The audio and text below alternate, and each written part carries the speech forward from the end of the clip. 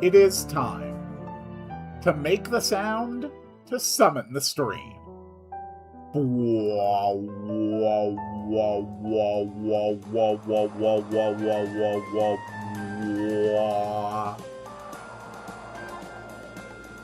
Greetings, dear viewers. I'm Coil Quickcard and welcome back to the Community RPG Maker Project. For more than a year, I have been working on this game using as many suggestions, ideas, and concepts from viewers as I reasonably can.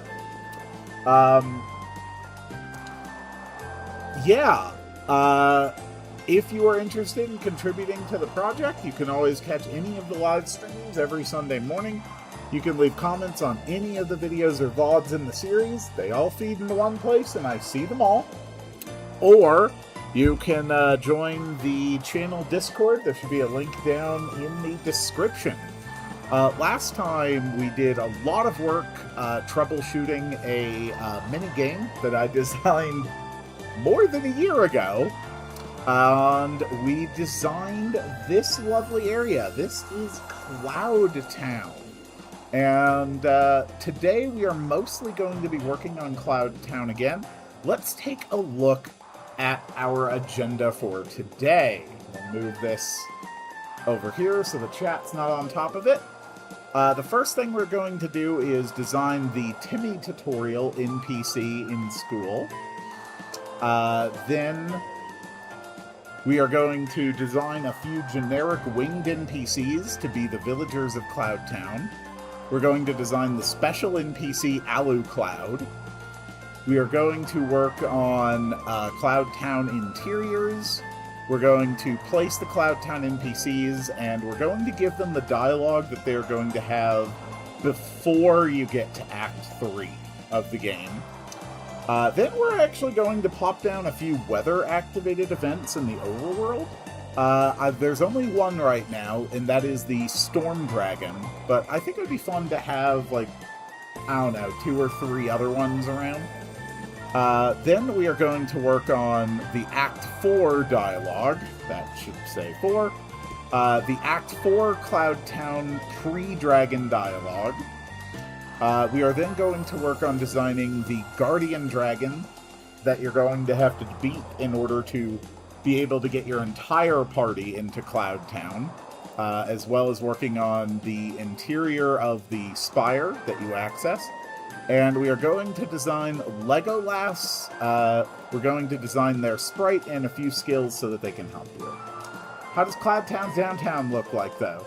The Cloud Town downtown is pretty sick, actually. Mostly it's this tent here. There's a lot of freaky shit going on in this tent. Good morning, Moondrop, and good morning, Coles. I'm glad to see you both here. Let's get right into it. First, we need the Timmy tutorial NPC. So what the hell does Timmy do again? Right. Fell the dragon, ignition strike, cold snap strike, discharge strike, execute, tantrum. Okay. First things first. We need the Timmy NPC, which I believe I placed right here. Are you going for 100%ing every research page in Arceus, or just enough that it's like marked as like, oh, the research is done but not complete? Alright, what is the kind of way I present this?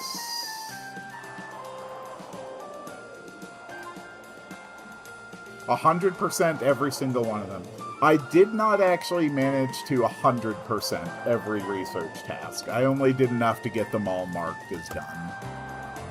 Alright. Timmy specializes in defeating dragons. She uses physical attacks with elemental powers that can cripple her components. We'll definitely add more here as we go along. Timmy's execute ability will either deal heavy damage or instantly kill non-boss targets. The chance of instantly killing scales with her level. Yeah, there's a lot of Pepsi in this. Pepsi is like a core element of this entire experience. Timmy skills.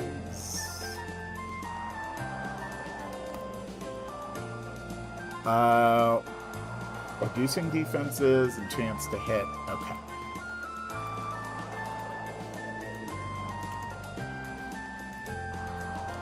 Timmy can annoy enemies by throwing a tantrum. Annoyed enemies hit a little bit harder, but miss more often. Let's see. Right. But miss more often and take more damage. Is that right? What's the actual conditions on Tantrum? Okay, it does apply to defense and magic defense. That's fine. Honestly, I think we can afford to lower the hit rate more. Let's make it 30%. Alright, so that is good for Timmy's tutorial NPC for now. Next thing on the agenda, we're going to design a few generic winged NPCs. So for the fairies, I think we'll actually just use the kid base.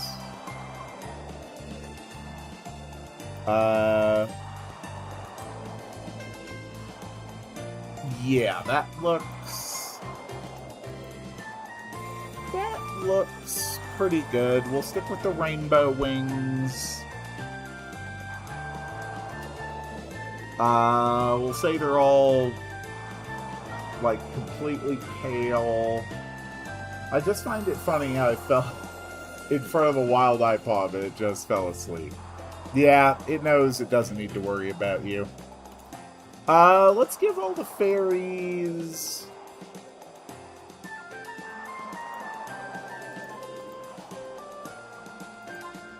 Honestly, I think white hair kind of works. Pointy ears.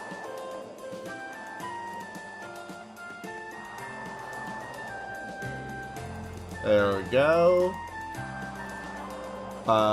Golden eyes. Eyebrows are fine.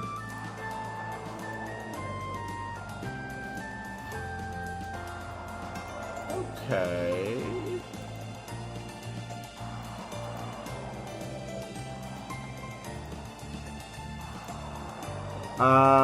Let's put on just kind of a basic outfit.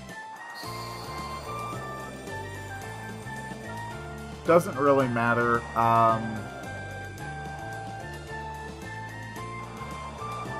We're basically just building a series of these. That's going to be enough.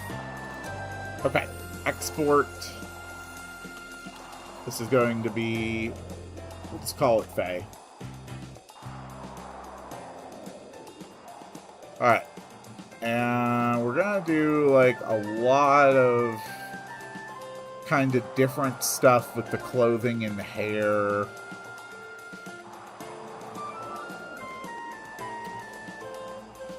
And we're just going to make a few of these.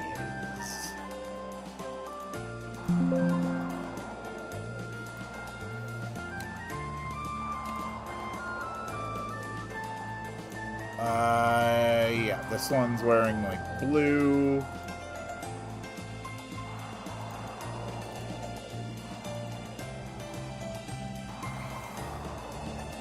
This one can have, like, something in their hair.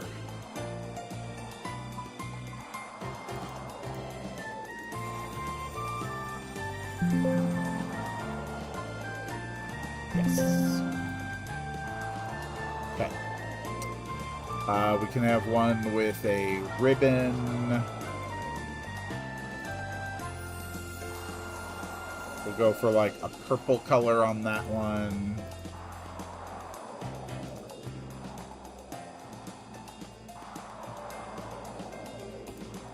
Generic long hair.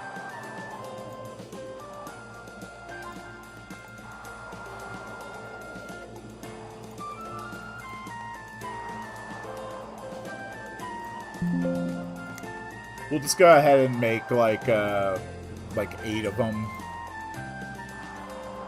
We'll go with this and this.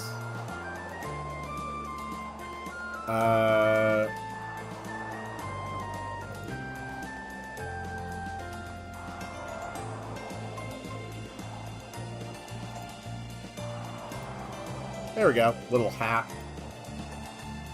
I have both a fan and AC running next to me. And I just can't figure out why I'm cold. You know, the world is full of mysteries. You know, sometimes we just don't have answers to all of the mysterious things that happen in life. Okay, so no to that. You can wear that. You can wear that. We'll just, like, put you in red.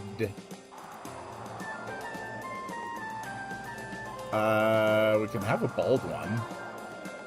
Oh, that actually looks terrible. We'll just do, like, real short hair.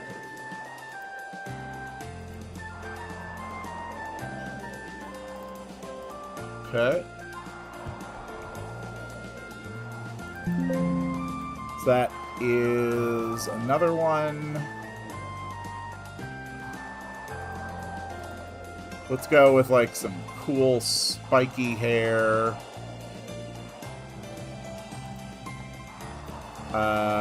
No to the accessory.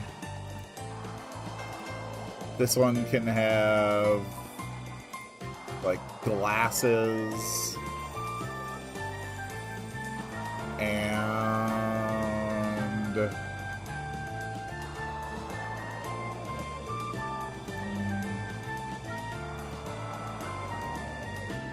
sure. There we go.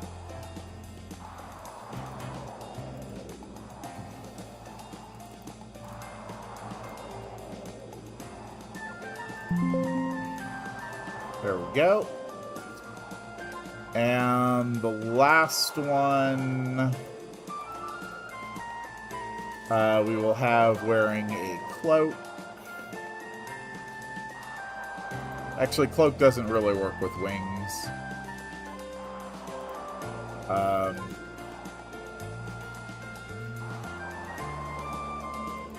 Let's see.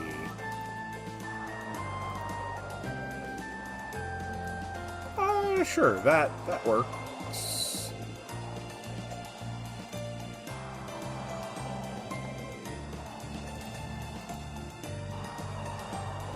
And like that.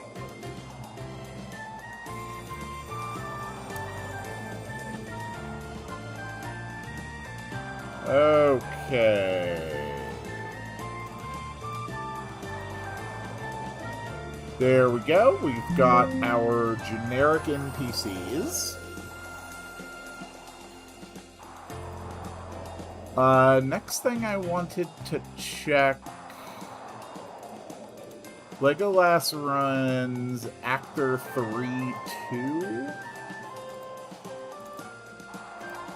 So, yeah, we already actually have the actor for that, which is fine. So we probably also already have a side view battler for actor 3-2.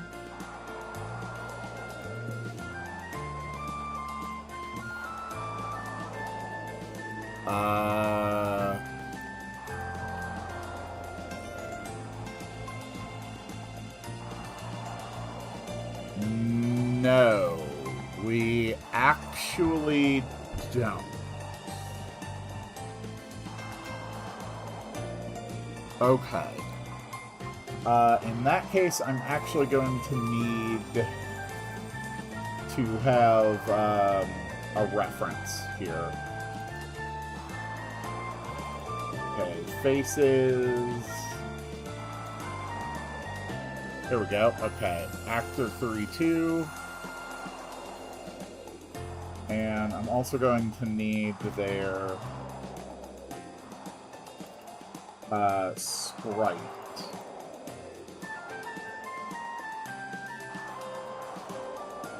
Okay. So my goal is to replicate this design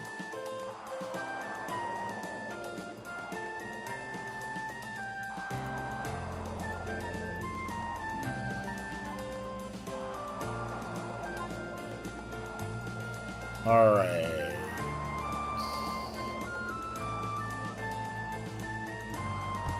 There we go. So we're going to copy that. And we are going to paste it over here just so we can use it as a reference. There we go. Paste. There we go.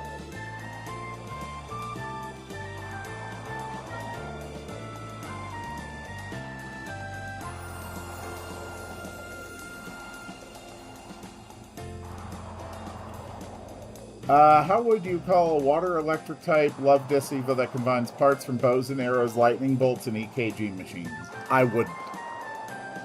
That's how I'd do it. I wouldn't. Okay, I have my reference images up on my second screen. So we're starting with female, narrow-pointed, front hair. It doesn't have to be an exact match. We're only concerning ourselves with this part, with the battler sprite. So the eyes are fine. They are purple. Nose and mouth really aren't going to make any difference, so we don't have to worry about that. Eyebrows won't make any difference. But we do want to try to match that hair. Looks about right. That should be about the right color.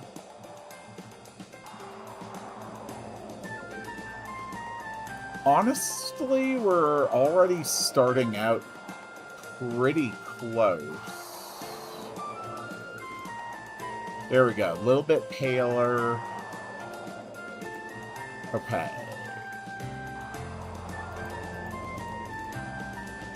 So your armor is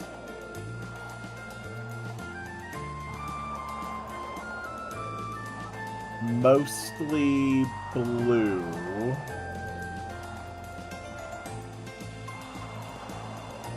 The cape is purple. And the trim is white.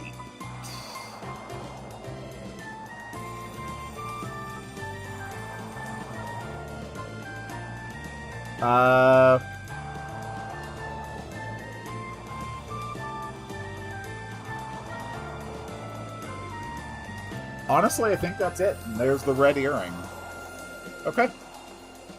So that is the Battler sprite. This is going to be Legolas. There we go. So we have now designed the Legolas actor. We still need to design a couple skills. And we designed the generic villagers. Next we need to design Alucloud. Alucloud. Okay. You get the fancy wings as well. No, we're gonna give you, like, dark wings. This guy's just gonna be, like, over the top, like, grim dark guy.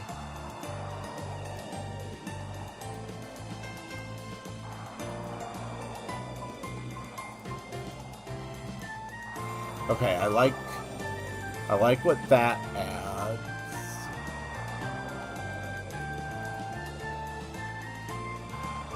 Okay, which of course includes an eye patch.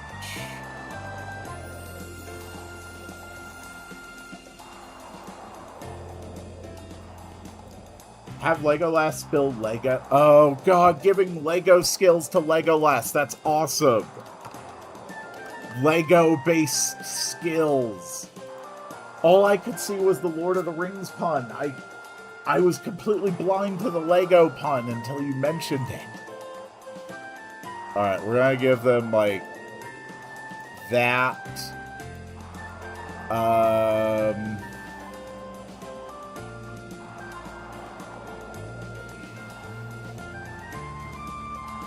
Okay. Other eye be covered by the edgy emo hair. Oh my god, I love that.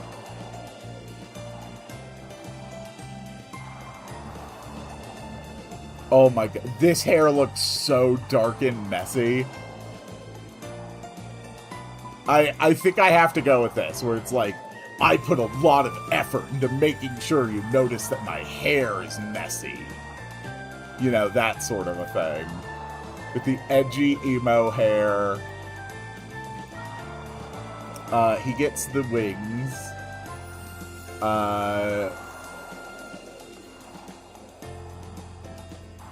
We're gonna give him those narrow, bright red eyes. Oh my god, this is so absurd. Oh, this one's actually really fun to design.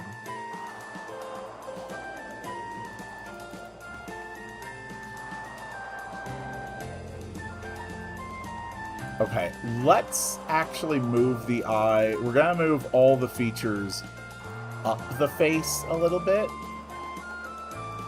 so that it looks a little natural to have the mouth, like, barely peeking over the top. Then we're gonna put some scars on the face.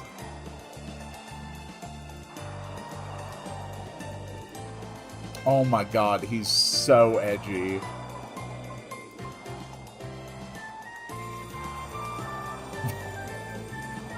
Look at this man! Oh my god, I actually love this. I actually love this design. This is so stupid.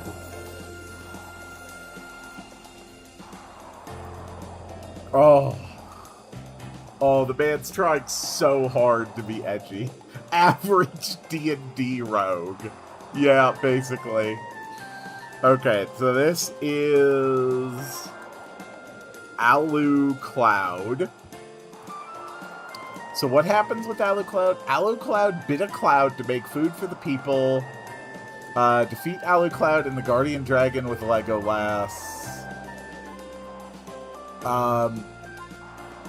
Okay, we will say that Alucloud, like, turns good after. So we will make, like, a white-haired version. The wings... go back to normal. And the clothing...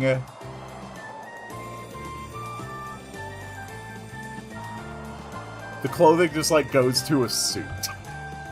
Oh, God. Oh, that's so stupid.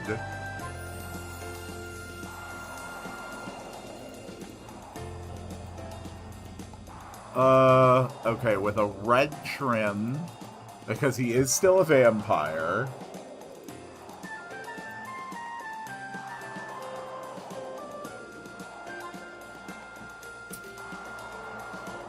I forgot to grab the face. Alright, so there's Alucloud, and then good Alucloud.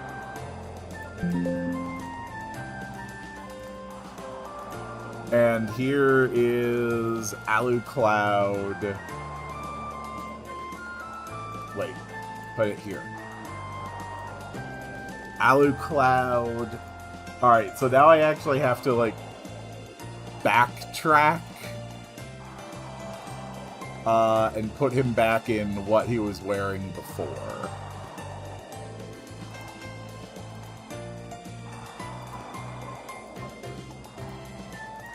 Okay.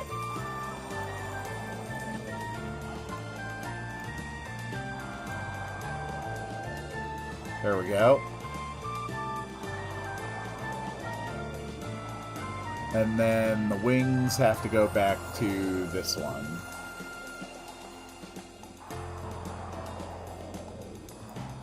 Okay. There we go. Those are our two forms of Alucloud. So we now have our NPCs. Alright, so next thing we're going to do is work on the Cloud Town interiors.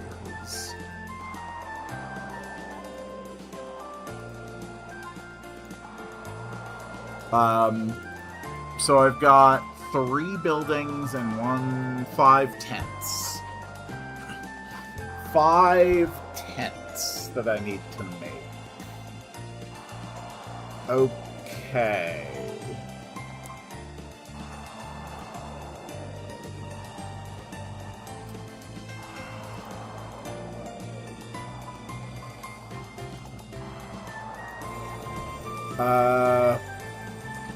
We're going to call this Cloud Town Interiors. We're just going to make this like 60 by 60. Have them holy floors because the residents just fly.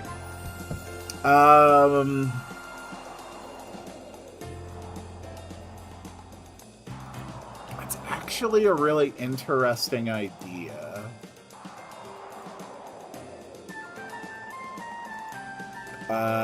I can just keep...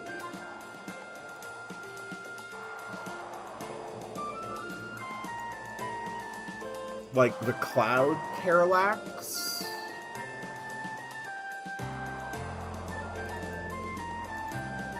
It's 1 and 1, Town 715, Wind 110.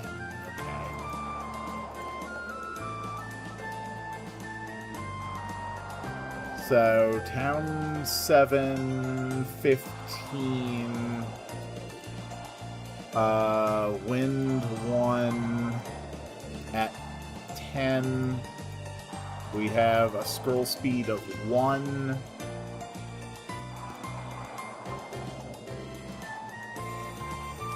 Okay.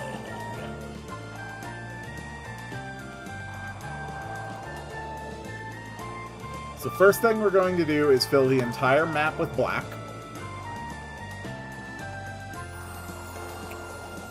And first we will work on the tent interiors. So let's go for like... whoops.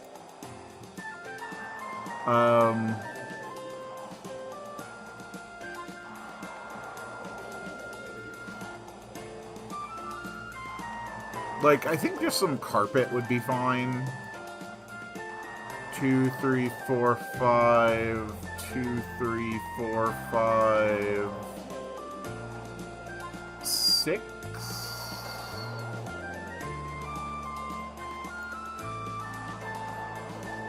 Yeah, I think a 6x6 is fine.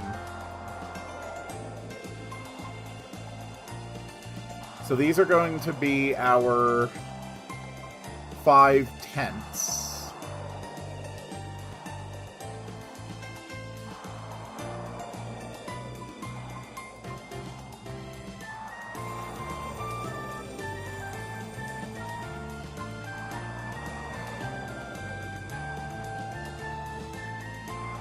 Cool. And then we will use this.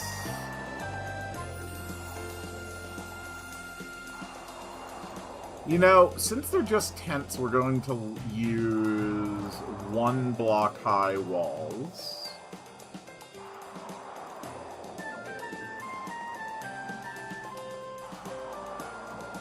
There we go.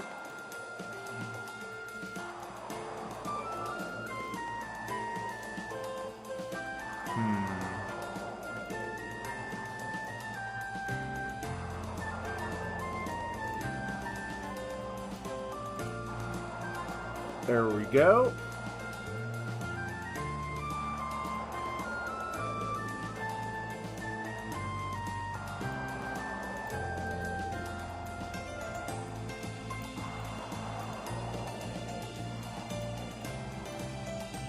Just like this.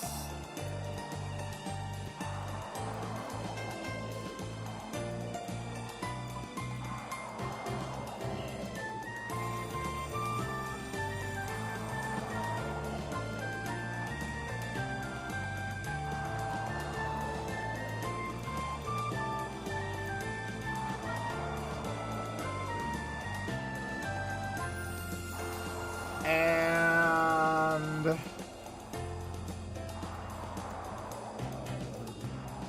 there we go. Okay, those are 5 tent interiors. And then we need 3 buildings.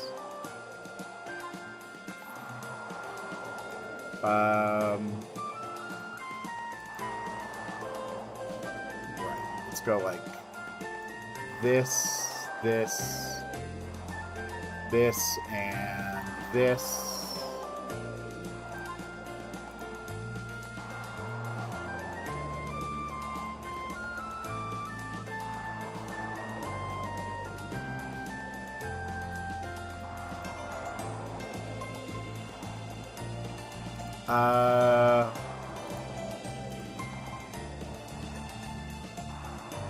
Sure, that's fine.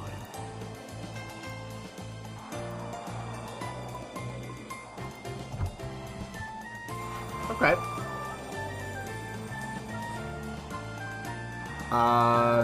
Now what I need, because I like your idea of just having like some flying holes.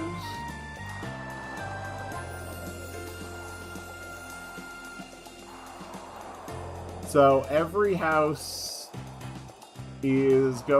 tent is going to have like a hole in the floor.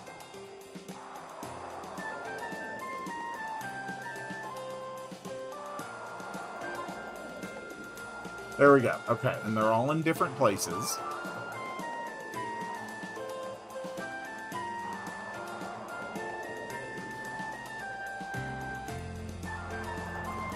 Okay.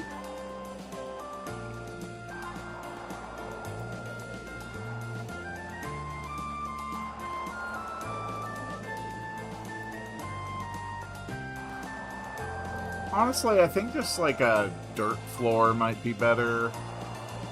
I don't know. What about tile? Tile's a bit much.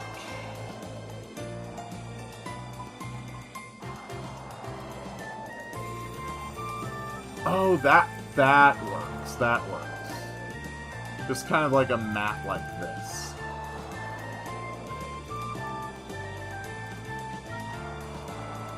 Okay, there we go. Phil, should it go for the mini hyperspace with Froakie?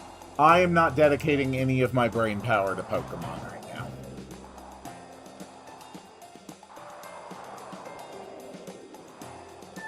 I like this. I like this a lot.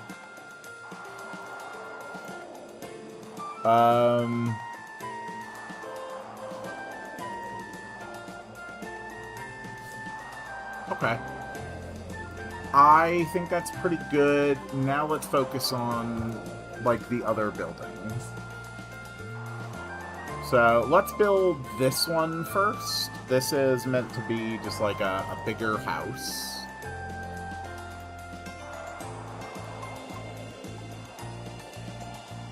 So let's have an entrance here. And then it goes into, like, an entry room.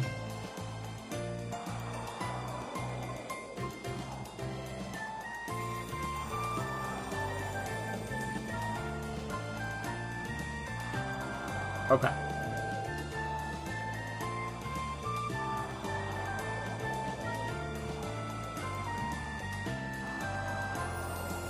And these ones are actually proper buildings, so they can have,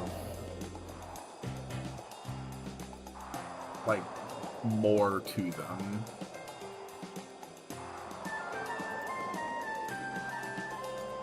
Okay.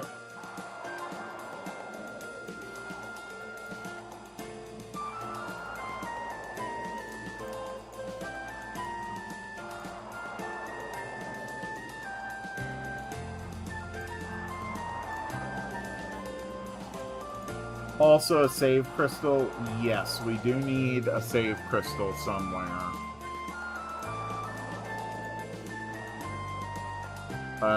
We need a little bit bigger in this room. There we go. I'm not crazy about this ceiling. There we go. Okay.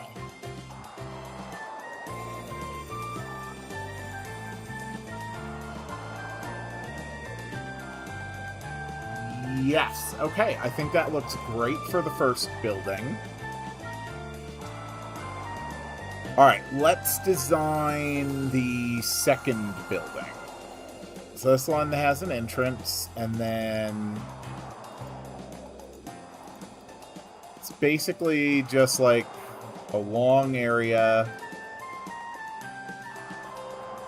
and then like a second room in the back.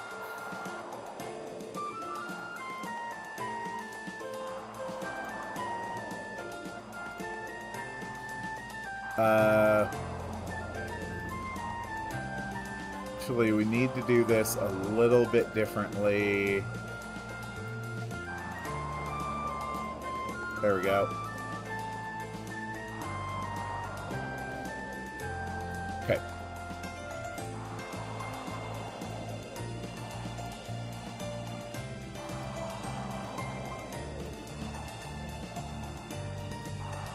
There we go.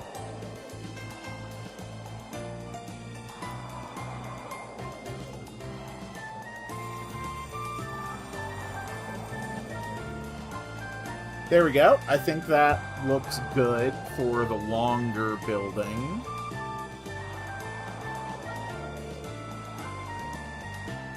One, two, three, four, five, 6, 7. That's probably fine. And that leaves one more building to build, and this one's just going to be very simple. We're just gonna make it like a 5x5 room.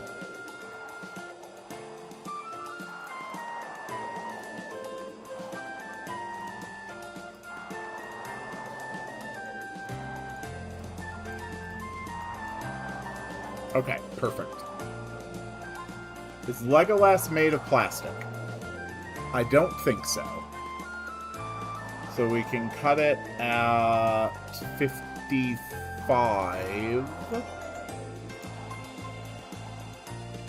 Okay.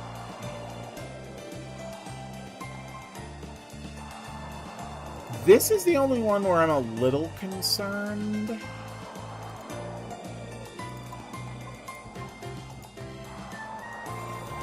So let's just make sure that this interior is not visible from there. Let's take a look.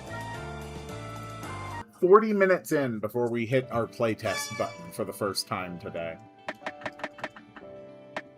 I think I'm running off of here.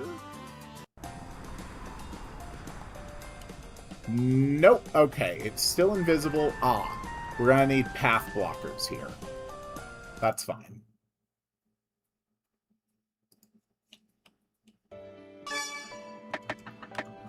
Which one of these am I actually running?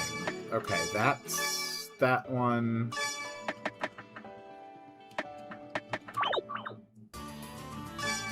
Oh, right. Okay, this is main save. This is main save. It's just the Thatcher's in front. Also, for some reason, followers are turned off.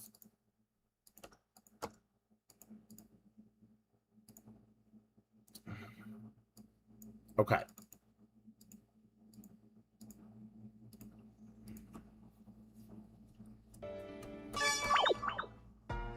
Nope, not that one.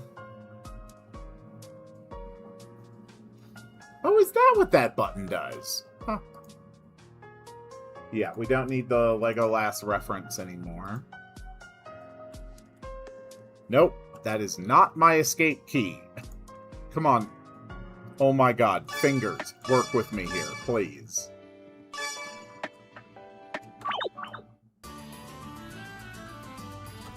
Going here should immediately turn back on followers, which it does. Perfect. Okay. Next thing I want to do is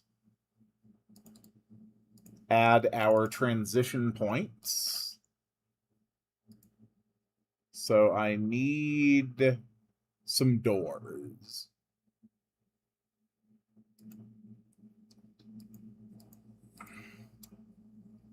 Yes, this door works perfectly.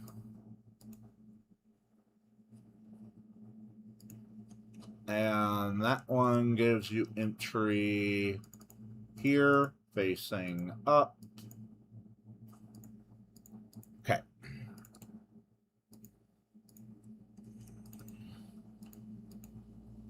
And this one gives you entry to here, facing up. And this one gives you entry to here, facing up.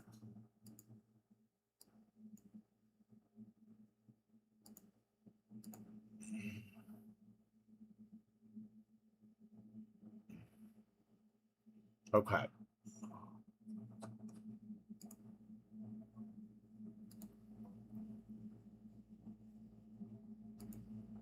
So now we just need regular transition points into the tents.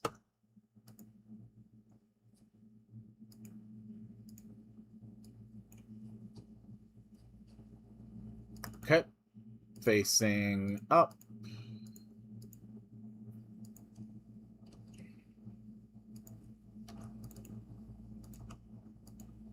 And tent number 2. And tent number 3. And tent number 4.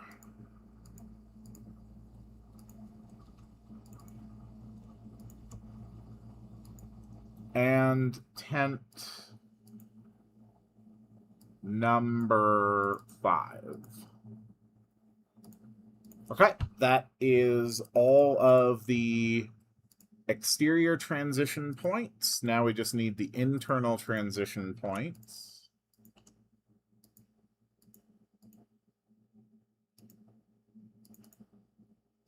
And we ordered them all right or left to right.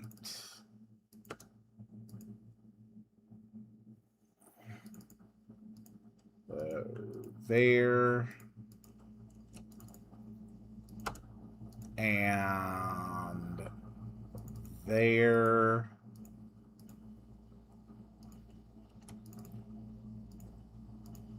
And there.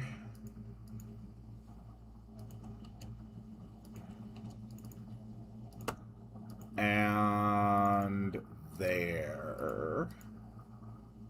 And now we need the 3 transition points for the buildings.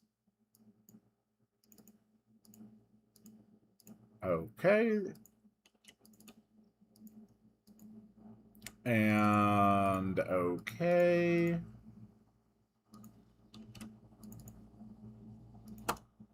And okay. That should be all interiors tested.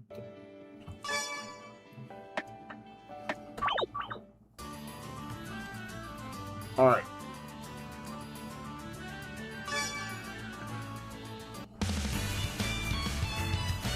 I need to make sure that losing Spire Flight actually properly turns the Gather Followers back on.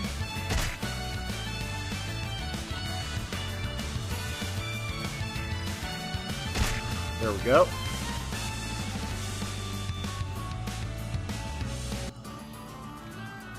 Okay, it does turn followers back on. So that is working.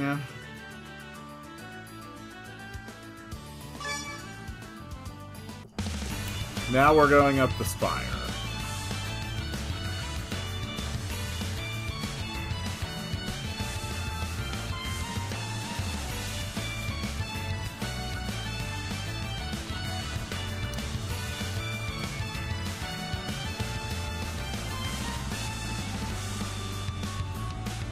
It genuinely still baffles me. Like, legitimately, it still baffles me that I was able to make this. Like, holy crap. Okay, good. It leaves you with Ryu only. Alright, let's check all of the interiors. Make sure we can't see anything. Make sure every transition point connects to where it's supposed to go. Then we'll worry about actually decorating and fixing.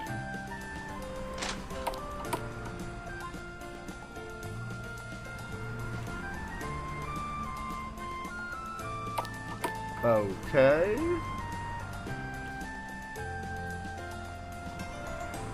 And this works.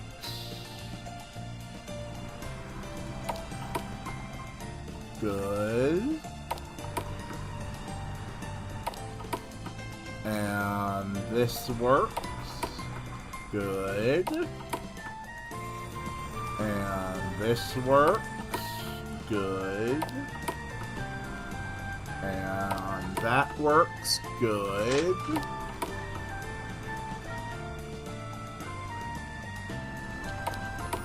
Okay, all interior access points work. And if we fly back down to Spire Town to there, it rebuilds the party exactly as it is supposed to. Transitions are all active.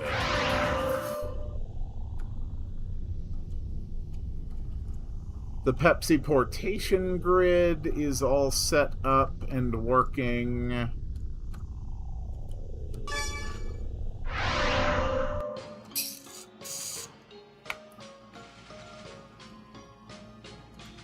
Good, that's working.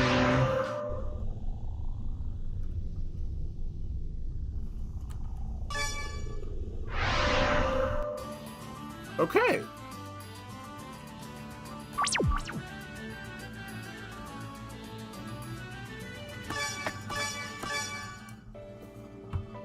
Alright, interior connection points are all functional. Exterior connection points are all functional.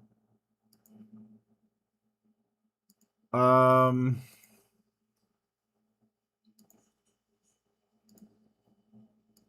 need to check Okay.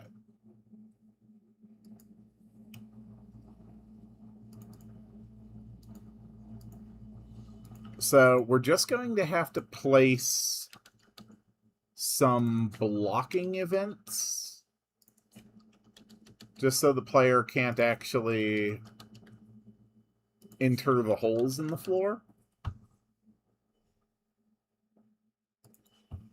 And then we can actually worry about decorating. So the tents themselves are all very simple, very basic.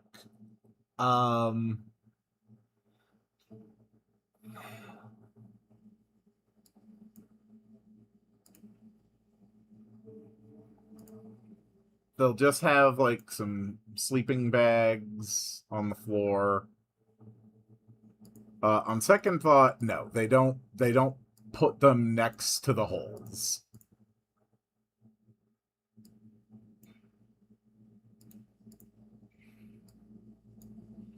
Okay. There we go. So we have basic sleeping locations. Um,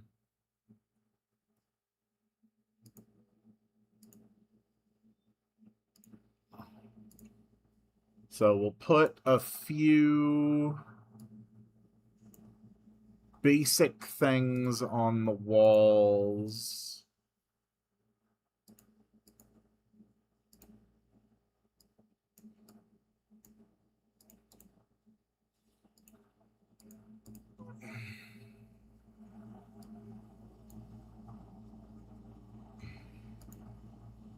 Okay. This one has like some books.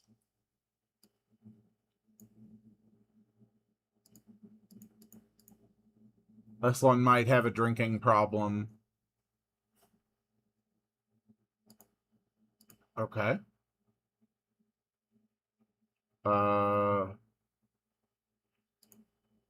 We can have like a wash basin there. A pot.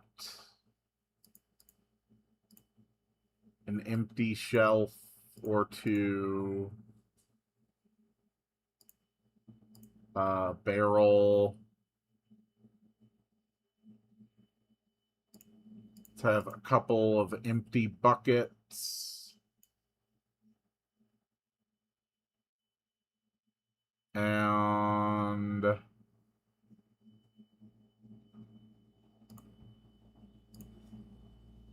we'll have like some grain in the corner here.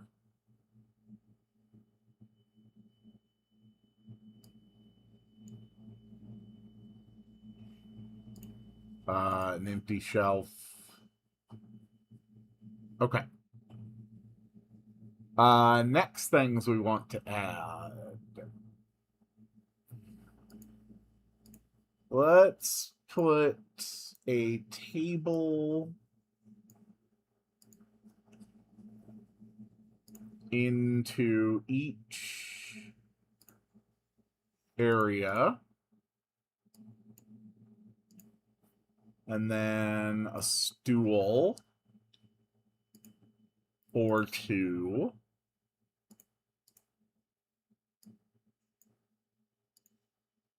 Okay. What else? What else? Is there anything else that we like really need?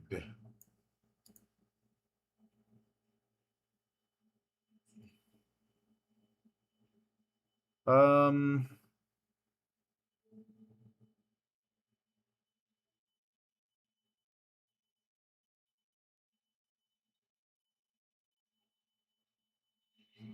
No, I don't think so. I think this is fine for the tents. Like just a very basic, fairly sparse interior.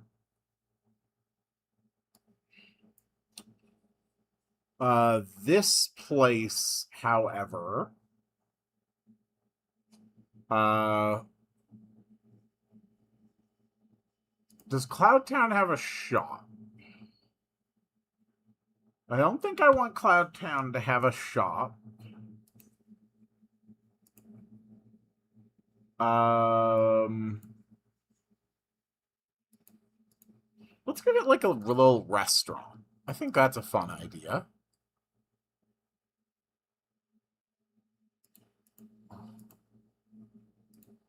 There we go.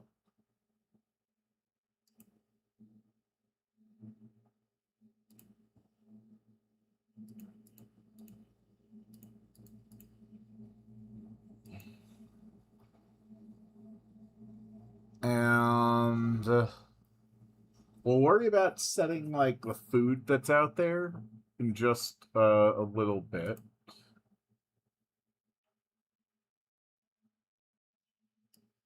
But for here,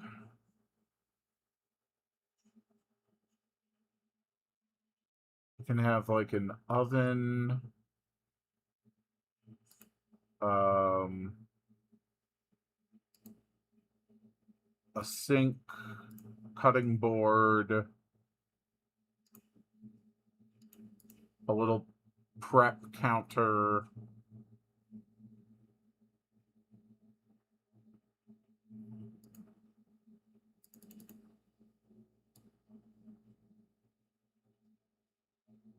Okay, I think that works.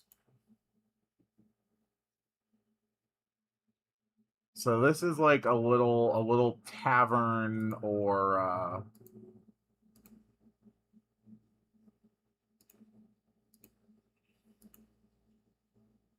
um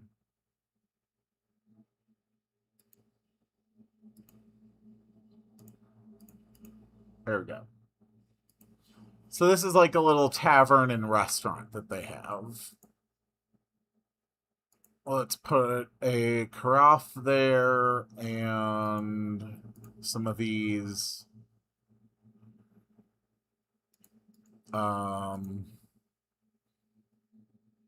We'll have a cup of tea, some mugs.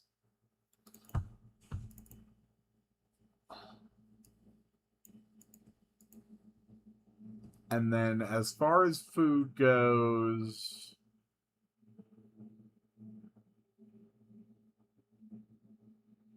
we're just going to have something very basic. However, if you have gone further, if Cloud Town open,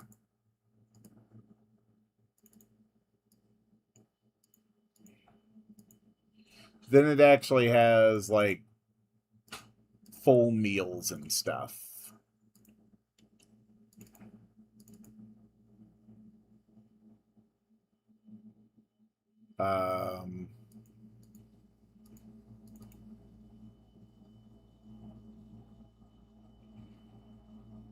So we can have like a fancy meal here.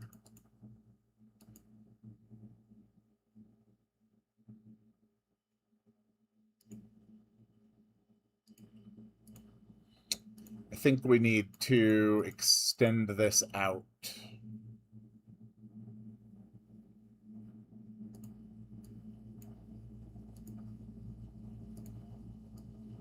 There we go.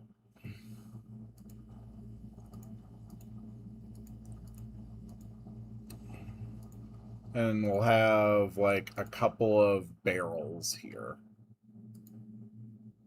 Okay.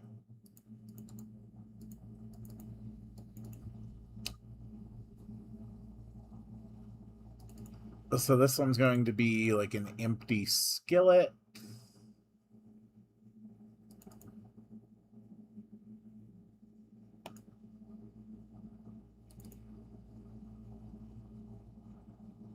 Cool. All right. So we have our tents. We have a restaurant. This is Alu Cloud's house. So we need to make it as over the top as Alu Cloud is. So he's gonna have like a big ol' like throne here. And like a brooding dark carpet.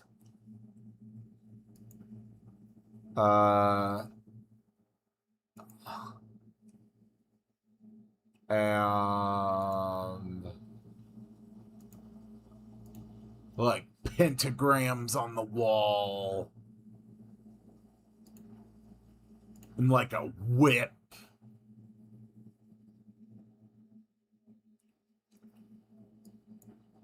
And like creepy statues.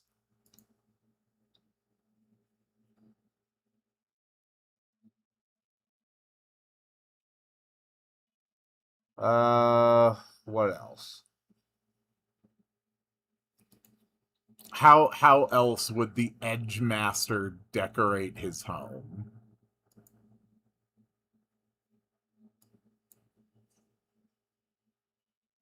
It's got like this bed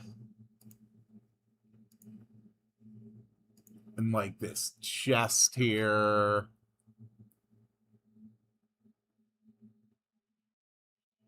Uh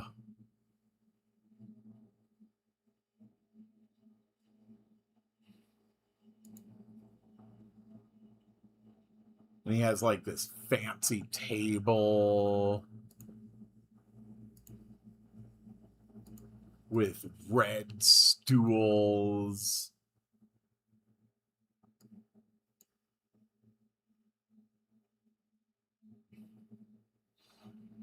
And he's got like a bunch of swords on his wall.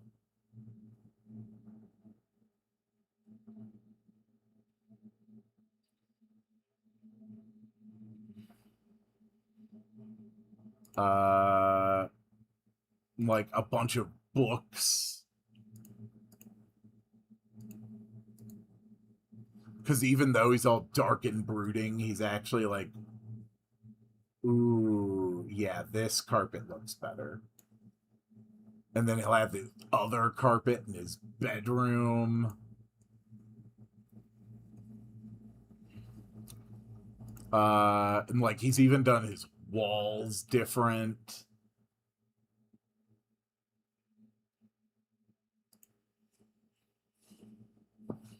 Okay, what else? Uh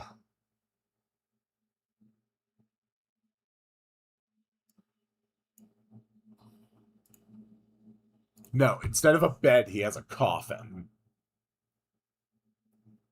This vexes me exactly. And there's like, no, he wouldn't want a window. He has the shades drawn.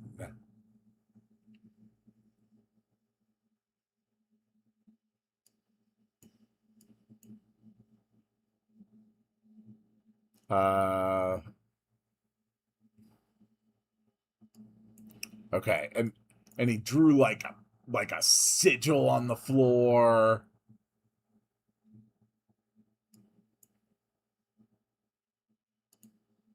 And he has like skull pillars that welcome you into his home.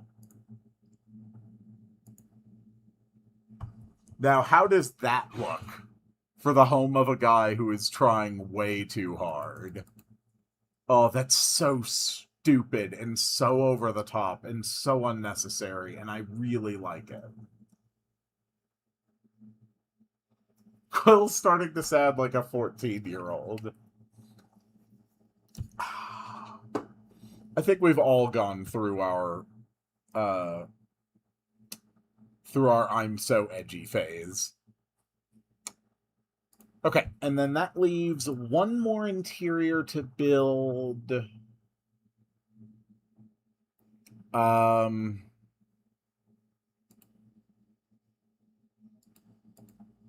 to think of it, let's actually decorate like the outside of his house.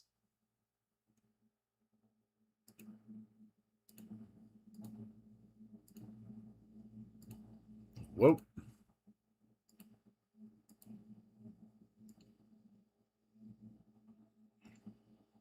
Do we have an edgier like exterior type?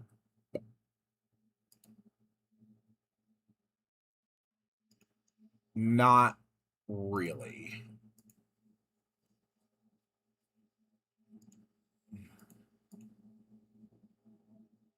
Uh, okay, what is like a good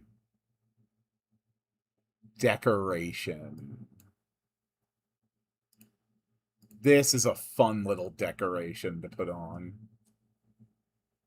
Um,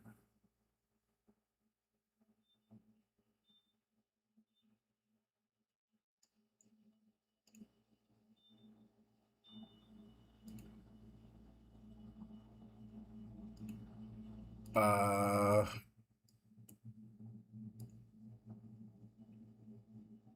no, no, no. Spider webs. That's what he does.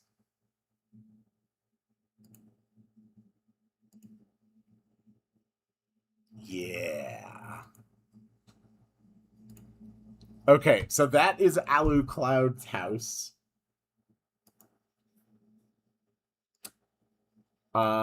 The last building.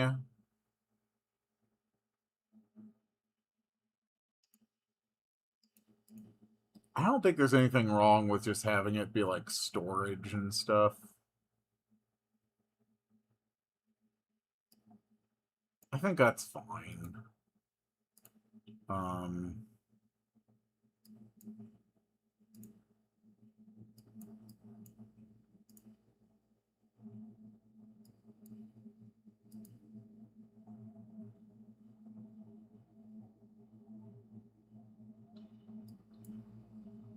yeah, that's fine.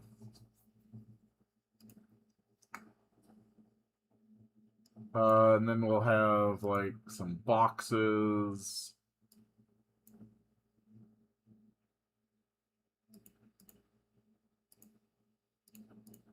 And some bags. Okay. So there we go. Those are all the interior sections for Cloud Town. So we have done the Cloud Town interiors. So next we're going to put down the Cloud Town NPCs, and we're going to start with like the first batch of dialogue. So here's the thing. You can get to Cloud Town at any time in the game. Like, once you can get to Spire Town, you can get to Cloud Town. However, you're not able to open up Cloud Town to do like the big events there until you get to Act 4, until you bring up Timmy the Dragon Slayer. So initially, the mood's gonna be kind of like, oh, normally we get supplies from the Spire, but there's like a dragon guarding it. We can't get any. Um, it's just gonna be people that are kind of like annoyed, a little bit worried. They're having to, kind of watch how much they're consuming because they don't know when their next batch of supplies are going to be available. Just pretty basic. Um, so that's what we're going to do first. Is we're going to be setting the NPC locations and dialogues that you'll access before you go into Act 4.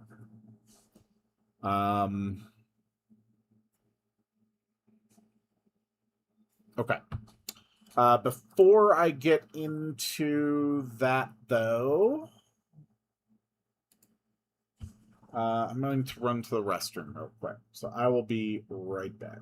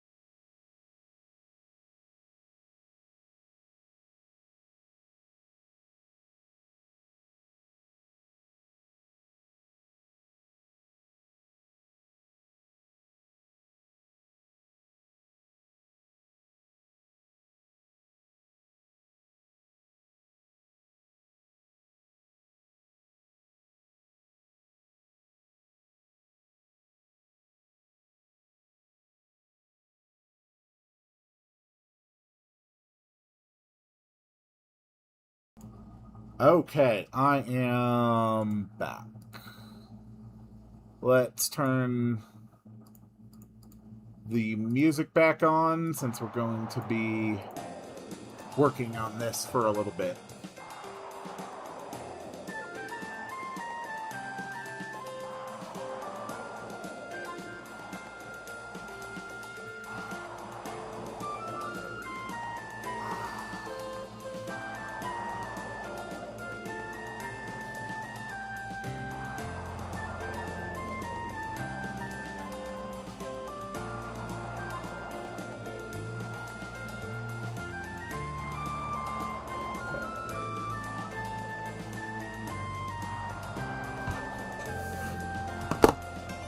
Alright.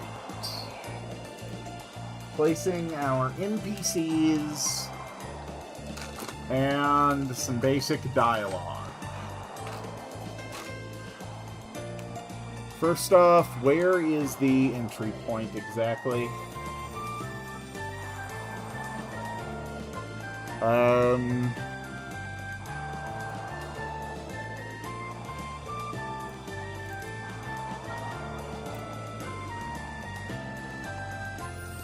Okay.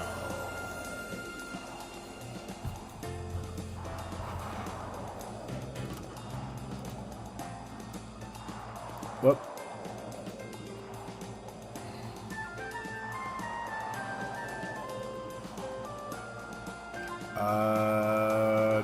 Do. Did you like the Mario Galaxy movie? It was perfectly serviceable.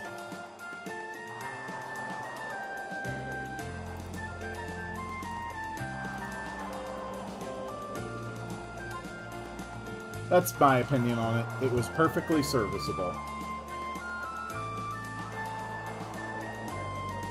Okay.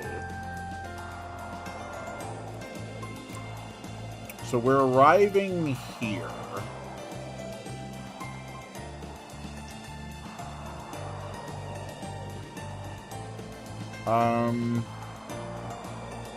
Okay.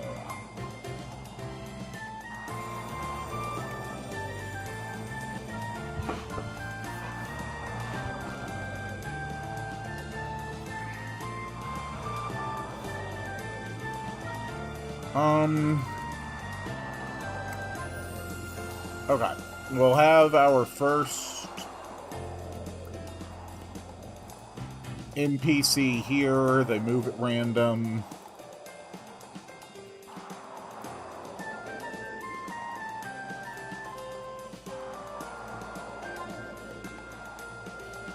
We'll just have it be this one to catch your eye. Yeah.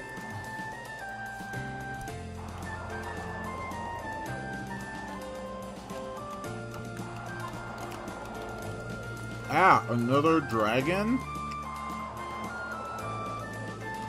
Wait. You seem friendly? Are you a good dragon? Okay.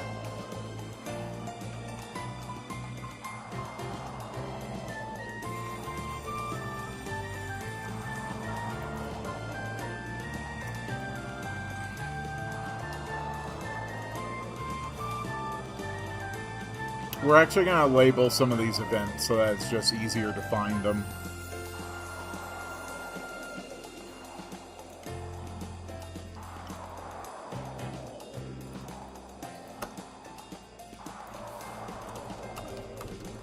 This is where the vampire Alu Cloud lives.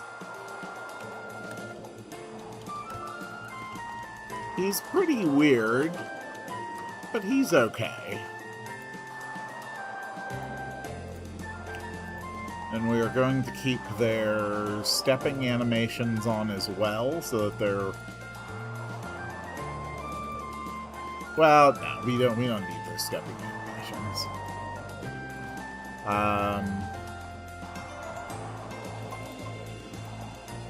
Okay, we'll have another one sort of wandering around here.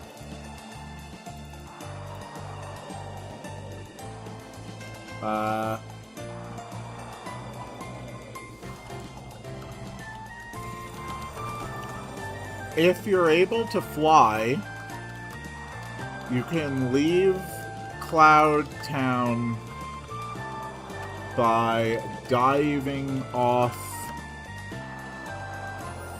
the little dock on the east side of town. Okay.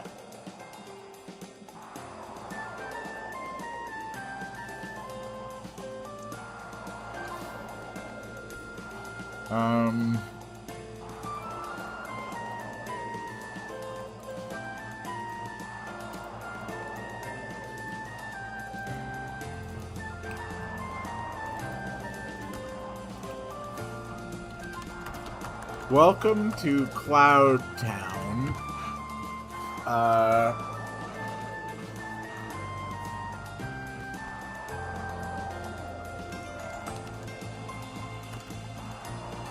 We fairies live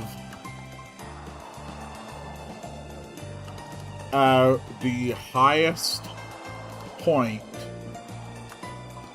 you can reach on the spire before the cold and the lack of oxygen becomes dangerous.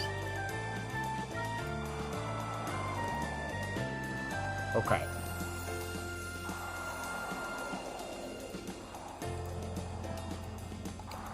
We'll put another one here.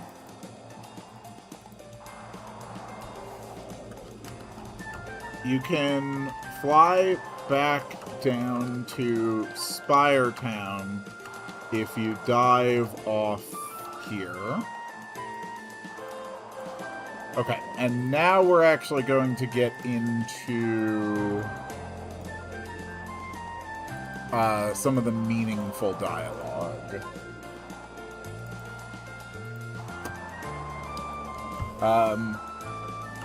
It's been a while since we were able to get supplies from the surface. There is a dragon blocking the elevator inside the spire. Okay, good.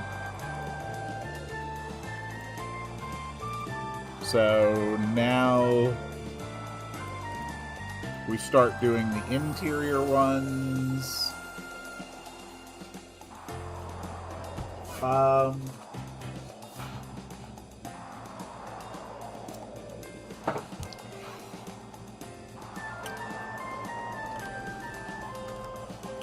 We are pretty self-sufficient, but we still need to get a number of basic supplies from the surface.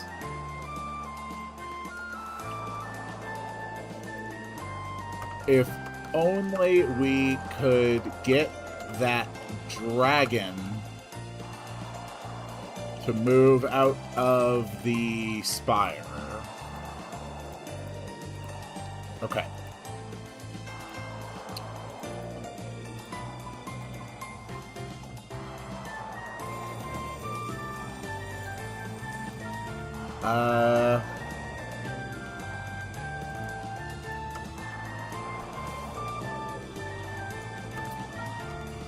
We keep holes in our homes so we can quickly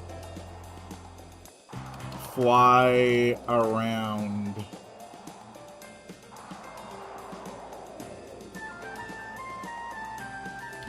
I don't know what else I can say there. That's not exactly exciting dialogue, but there you go.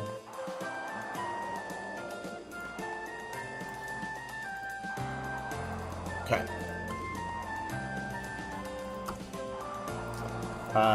This one's going to say...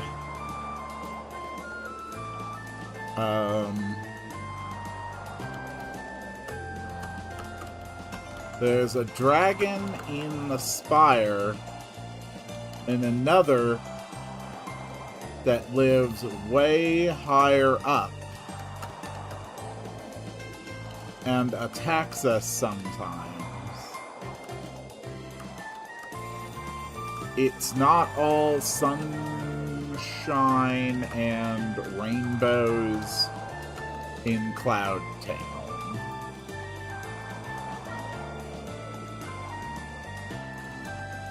Okay.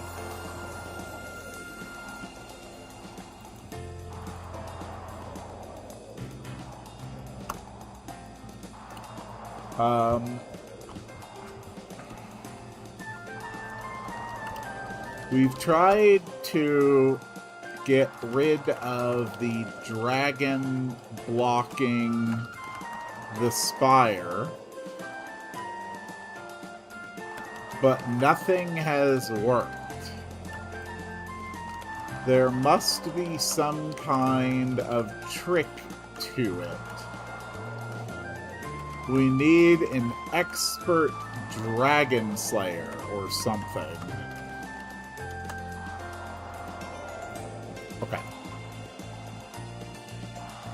And now back to the wandering NPCs.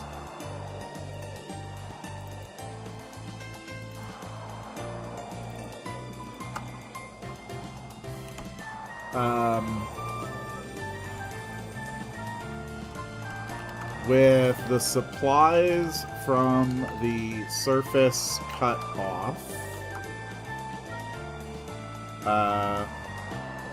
we have had to ration much of what we have left. Okay, I'm really trying to, like, reiterate this point for people.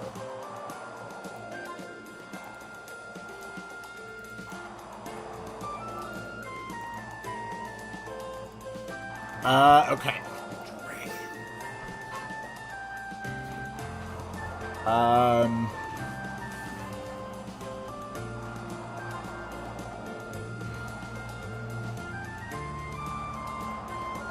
If you are feeling unattached to living, you can try ringing the bell on the north end of town. It calls the dragon that lives up, that lives way up higher. That thing is a monster. Okay. So every tent has an NPC. The storage room has an NPC.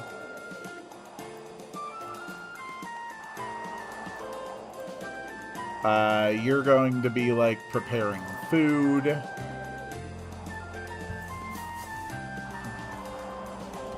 Welcome to the Cloud Town Bar and Grill.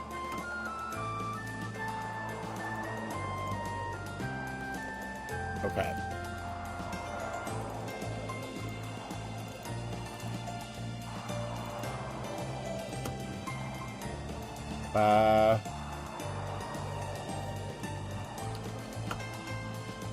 Until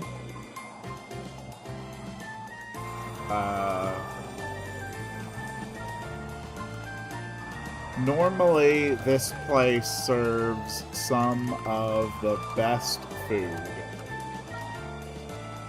Menu is a little more sparse at the moment. Okay.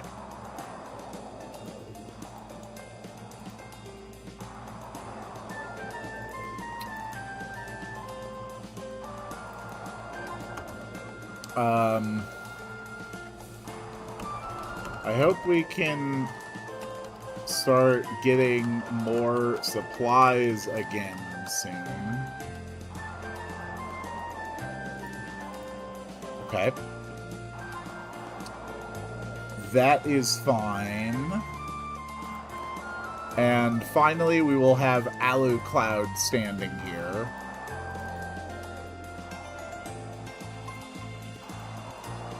And Alu Cloud is going to be very edgy.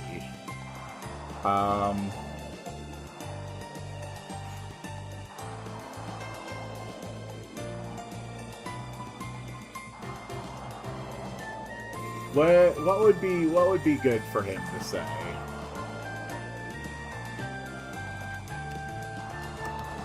You dare enter the home of Alu Cloud, the dark vampire, uninvited?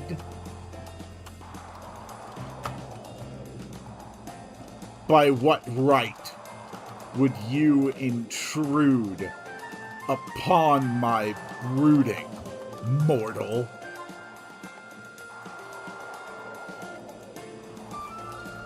Begone from my sight.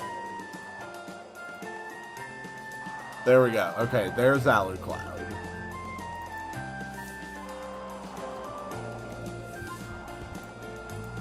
Alright.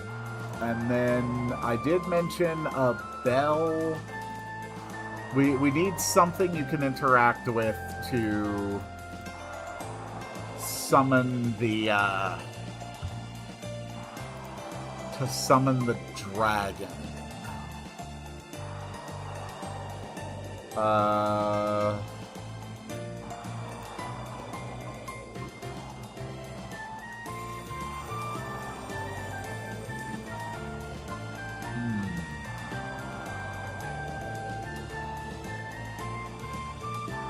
Okay.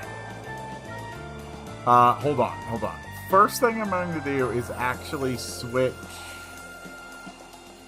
the dialogue of one of these guys.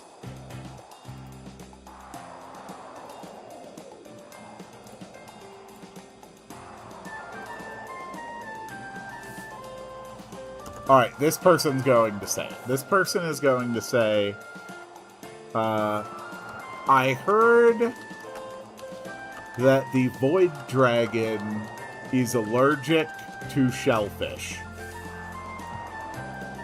There we go. Alright, so I think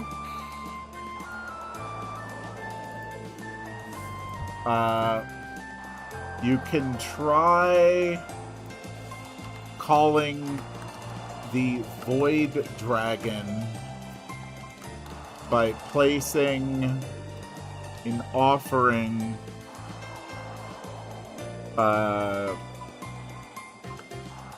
on the altar at the north end of town. Okay. So we'll just go with an altar.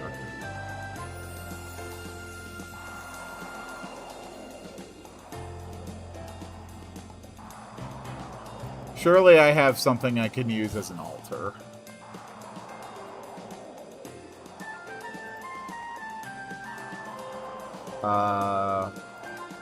Yeah, this is fine.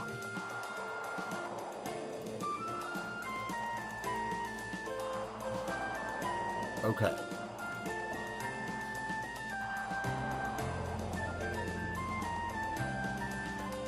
Let's actually just place it right here. And get rid of that lamp.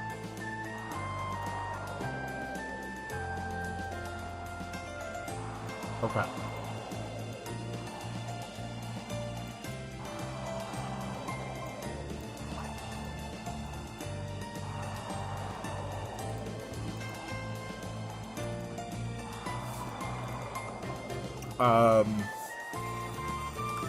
We use this altar to give offerings to the Void Dragon so that he will not attack us as often.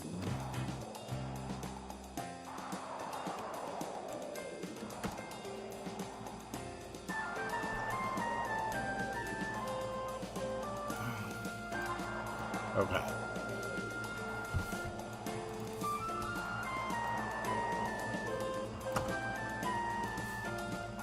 There is a great void dragon that lives far, far above this place. He is powerful and dangerous. We use this altar to give offerings to the Void Dragon so that he will not attack us as often. So this is where we can call the Void Dragon, which is something we will get to working on later.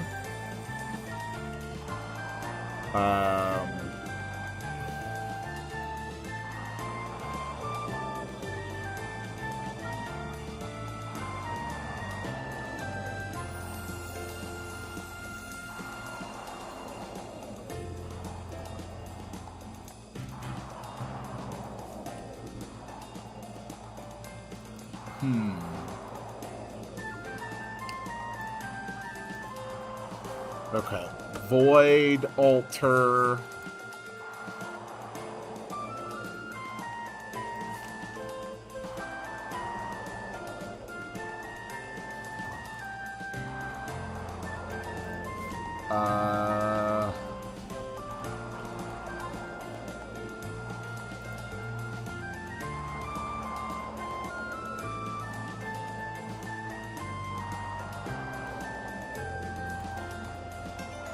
Sure.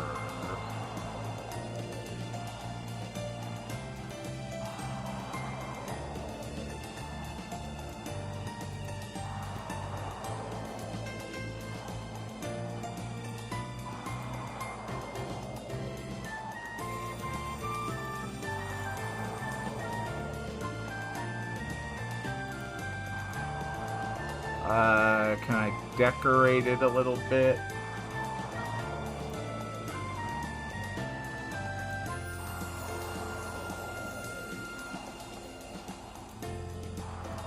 There we go. Okay.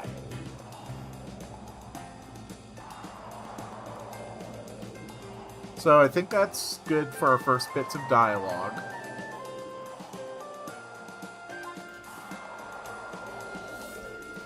The next thing I actually am going to do is we're going to work on the spire interior.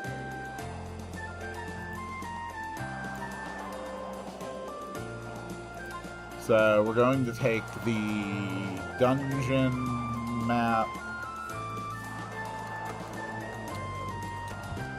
We'll just call this Inside the Spire. Spire interior.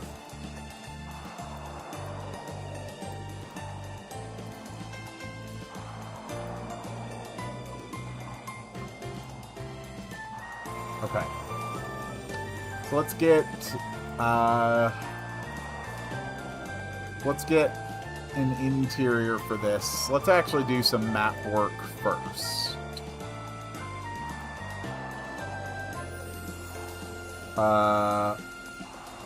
We're gonna use like these tech-looking walls.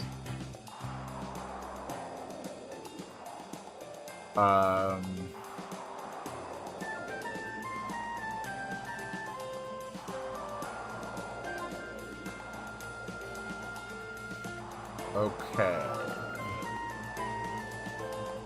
So as far as patterns go,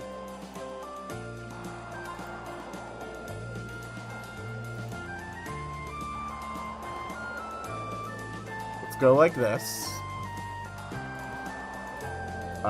Let's shift the entire thing down by like 4, over by 1. No, that's definitely a bit up. Okay.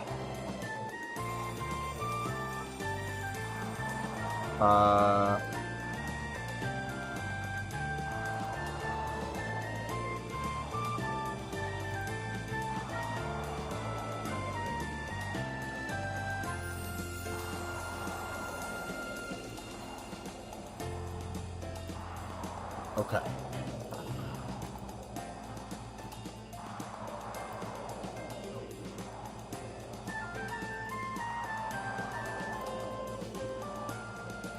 Are those tiles walkable? Yes, good. Okay.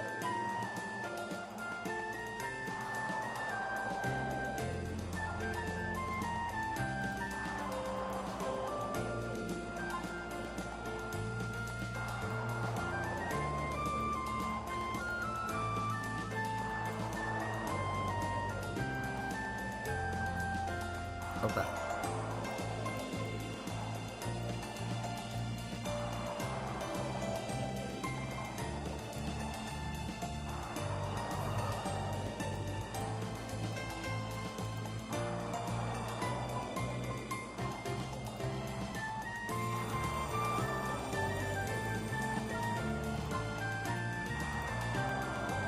Look at that. Okay. I think that is pretty good.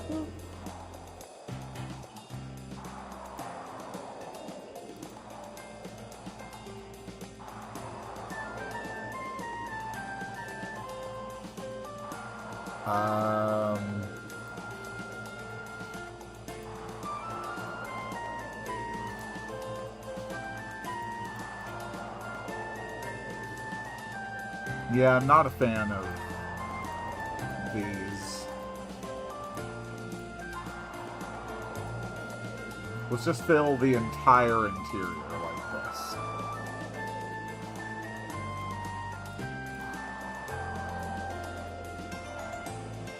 Okay, that works.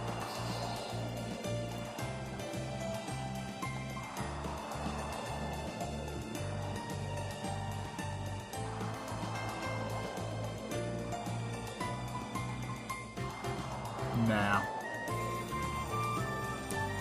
Alright, I need to rework this a little bit. I want only a single entry point.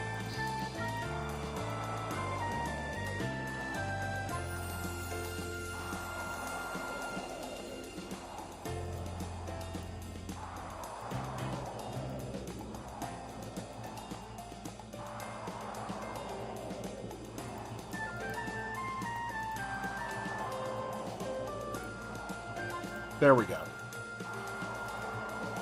That fits a lot better what I want.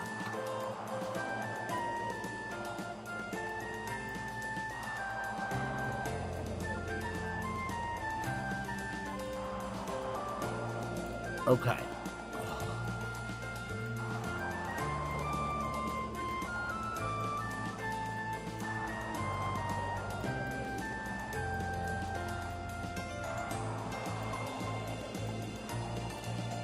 Okay.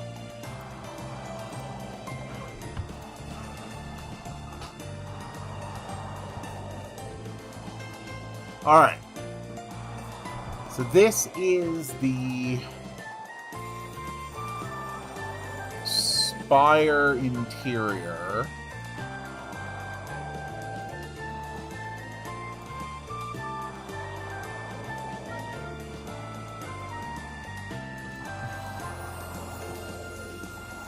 And we will have a long platform out like this.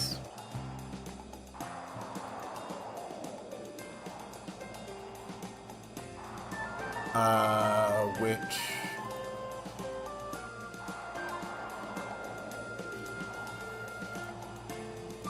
You know what? A little bit bigger. Okay.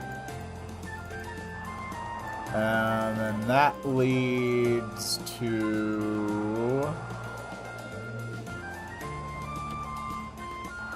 a glowy thing. Okay. So it's got a custom thing of wait 3 frames, turn left, wait 3 frames, turn right, wait 3 frames, turn up, wait 3 frames, turn down. Okay. Because I think that's right. Yeah, it's left, right, left, right, up, down.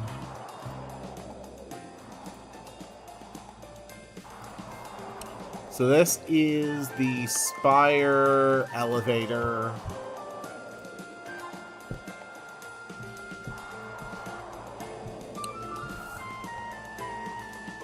Okay.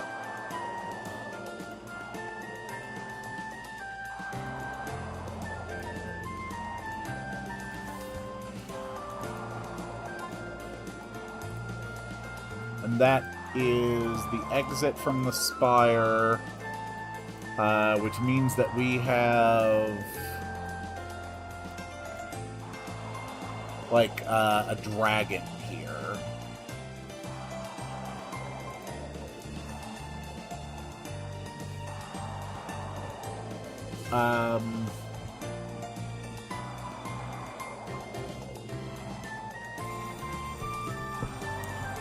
Okay.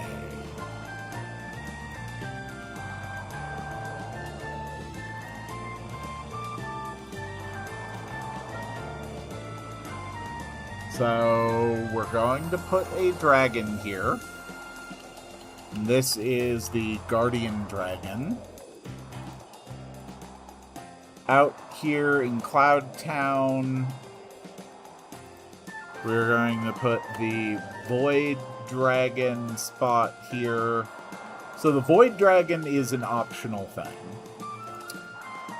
And then the Guardian Dragons are things that you have to defeat in order to access Act 4 content. And which you basically can't beat unless Timmy is with you, because Timmy will tell you what you have to do.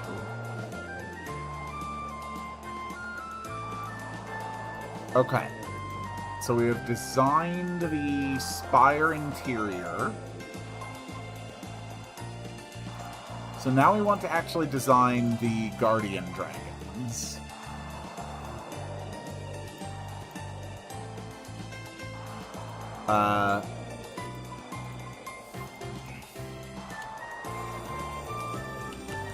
So here we have a Guardian Dragon.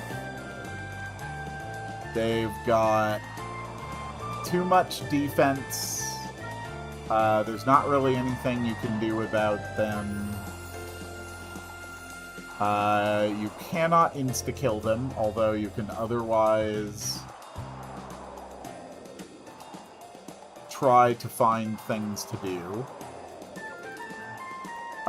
Each one is good for 1,500 experience points and 3,000 gold.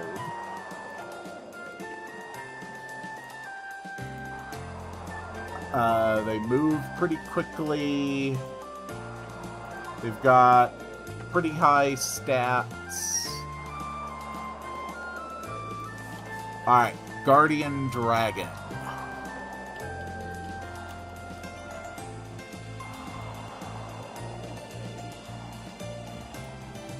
There we go.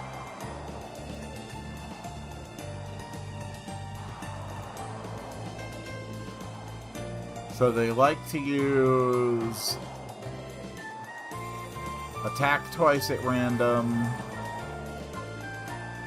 They can also do 3 times at random.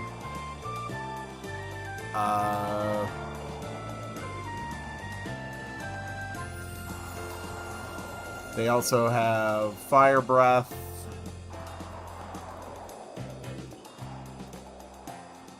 which they use like every 3 turns.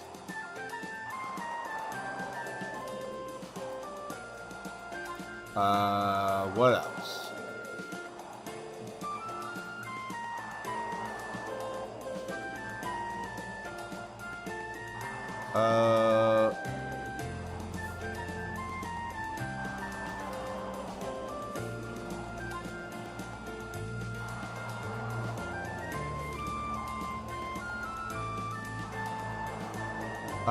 They will also use Wing Buffet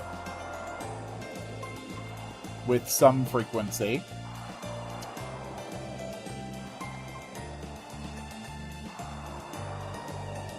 Okay, and then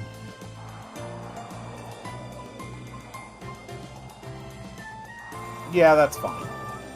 They're just a basic thing. Basically, it will generate like a specific solution for how to defeat each Guardian Dragon. It'll generate a strategy at random. You won't know it, but if Timmy's in the party, Timmy will tell you, and then you do it. It's very simple, and then the Guardian Dragon leaves. Pretty basic.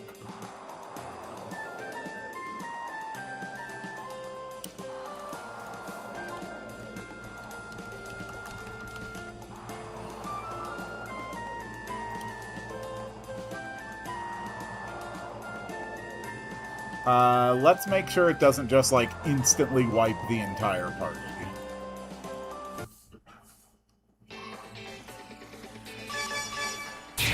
We really aren't able to hurt it. It is very, very strong. If you try to take it in a fight, you will fail.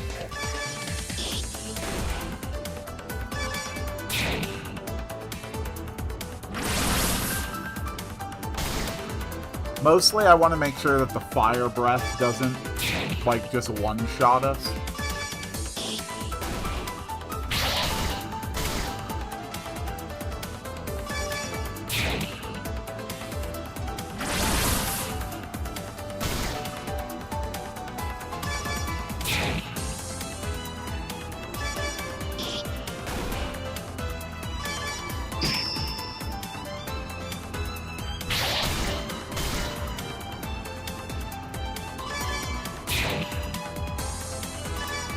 We're just gonna power through this until we see the fire breath. Yeah, that's fine. Okay. So it's super, super dangerous. But ultimately, there's just a gimmick to it, and it's fine. So that is Guardian Dragon.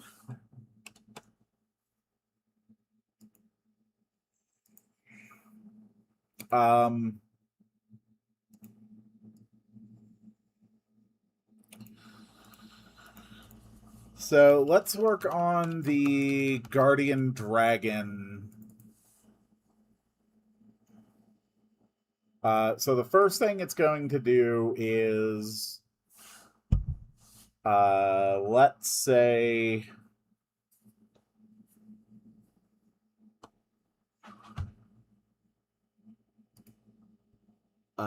take our temporary variable and set it to a random number between 1 and 10.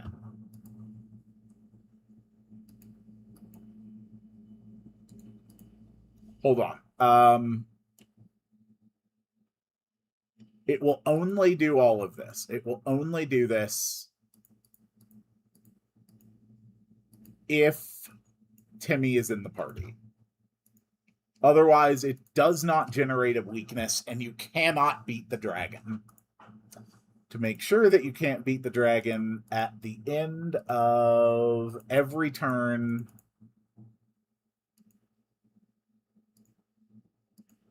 it completely recovers the dragon's health. And then at the end of every 3 turns,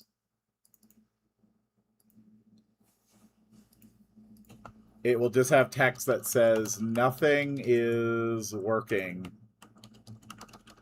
You would need an expert dragon slayer to perceive this enemy's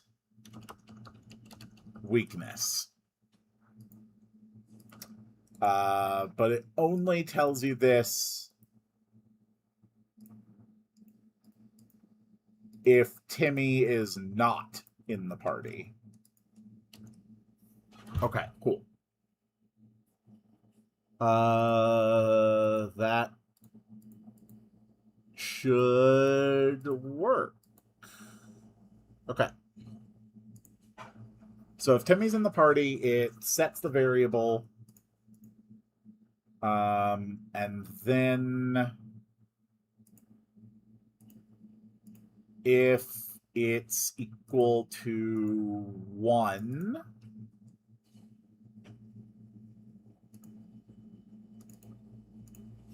then we'll say fire weakness,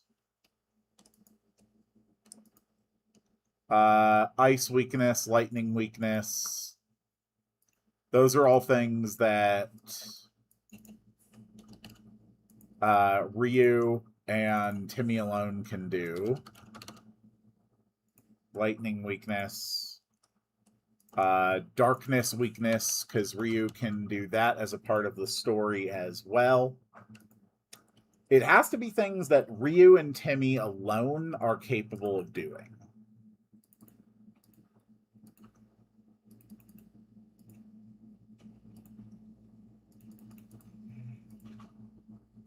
So if that doesn't work, then we have to throw a tantrum. That is another possibility.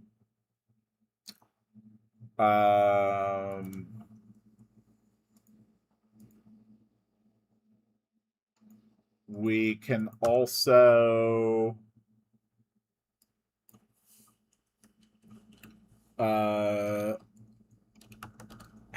you have to use Draconic Resilience.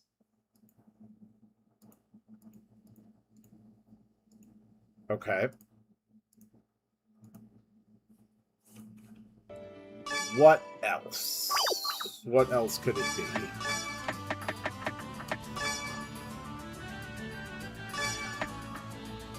Oh, yeah, feeding. Feeding is a good one.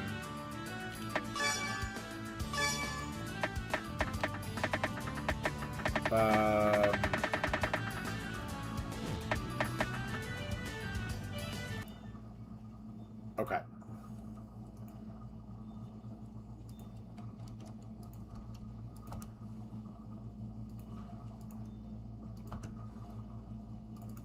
This is going to be dragon feeding.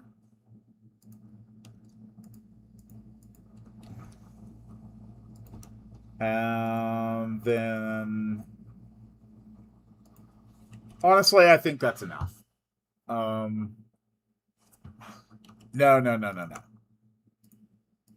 Because we can also do... execute.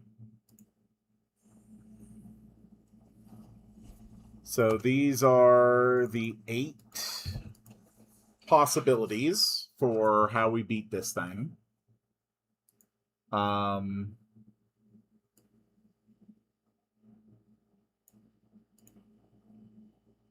So counter ice, if counter ice is active,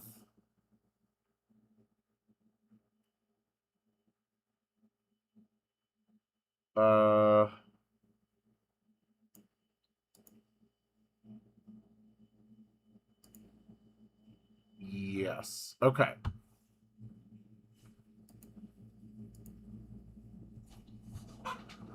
Okay, good.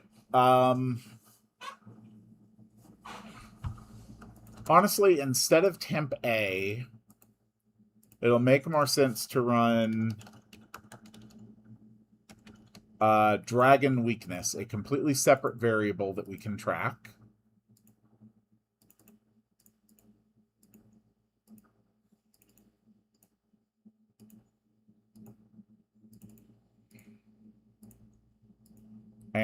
and we can use this for reference.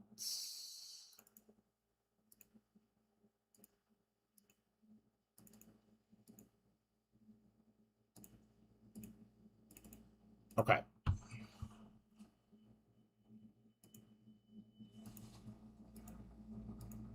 So then, at the end of every turn, we have to check what the dragon weakness variable is.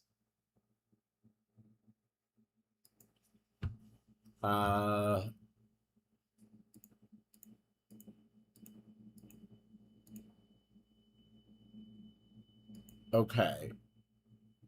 So if the dragon weakness is equal to 1, for example, then it will check to see if the enemy has been afflicted with counter fire,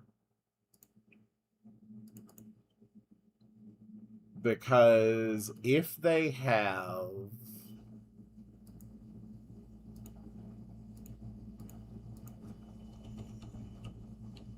then the enemy dies.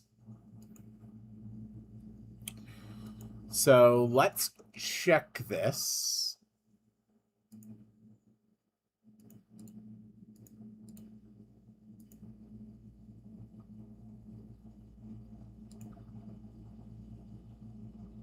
Okay. So it should be weak against fire.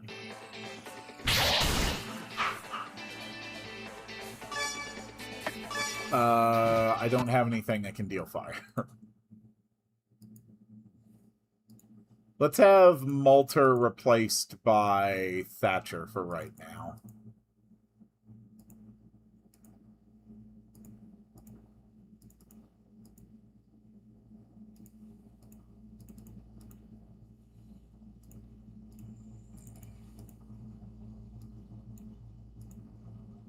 Okay.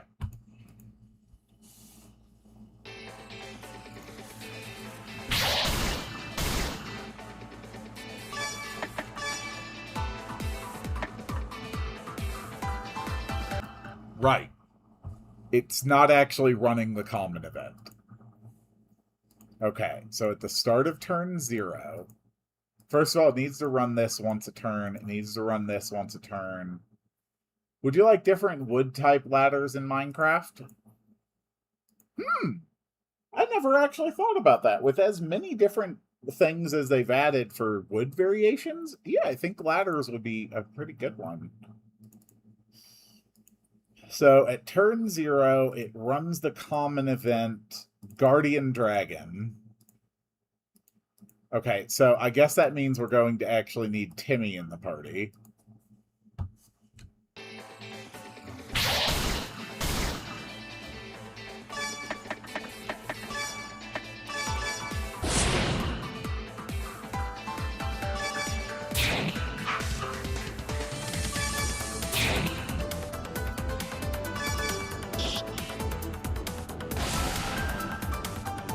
Okay. So we need to take this, create an else branch. If it is not affected by fire, then we do this. We'll say the dragon was defeated by fire.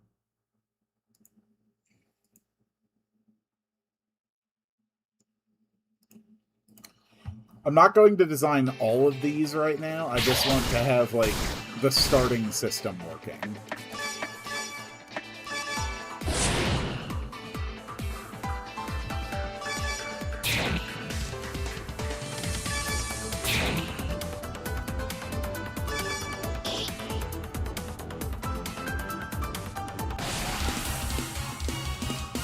There we go. Okay. So instead of having, like, the crazy defenses, okay.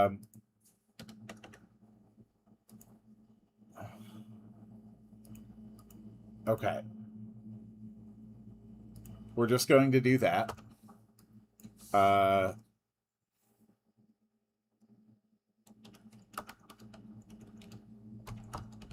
dragon's weakness... the dragon's weakness to fire was enough to defeat it. Okay.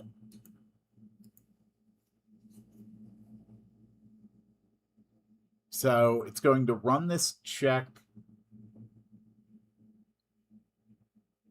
The real issue would be the crafting recipe. Just differentiate sticks. I think that would be enough. I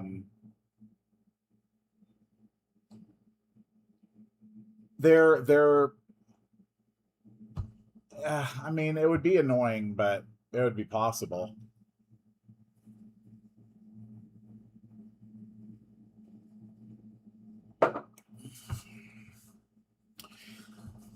Maybe instead of having it be like 7 sticks for a ladder, it could be 6 sticks and a plank. I don't think that's unreasonable. Okay, so that is how the weakness works. If this happens, then Timmy will say...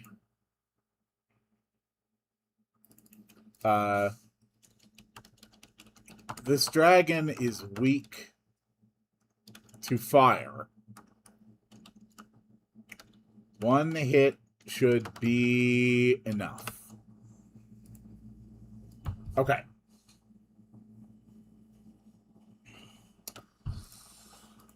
So this is basically how the Guardian Dragon fights work.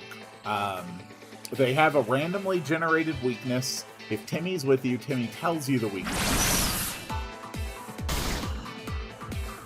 And then if you exploit that weakness,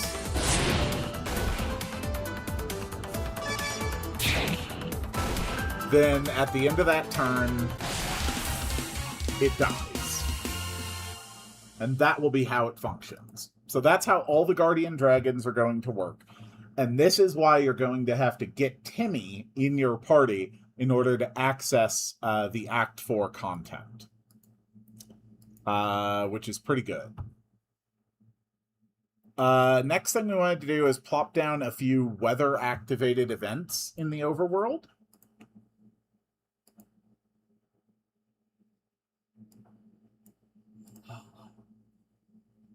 So, first let's make a few notes on what we're going to do on the next stream. Finish making all the Guardian Dragon weaknesses. Only do the elementals for Cloud Town.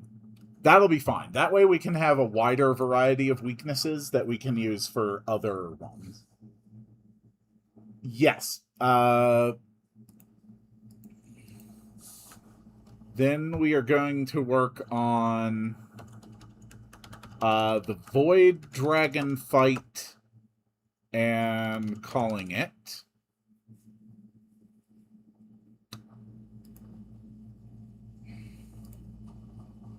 Alright, so weather-activated events. So we've got this event here. It only shows up if the weather is active.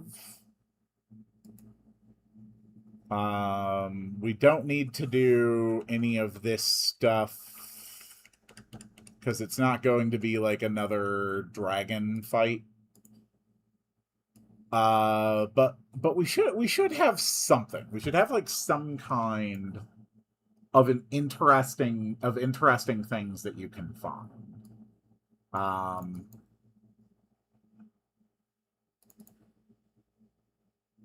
So if the weather is active, like NPCs, treasures, things like that.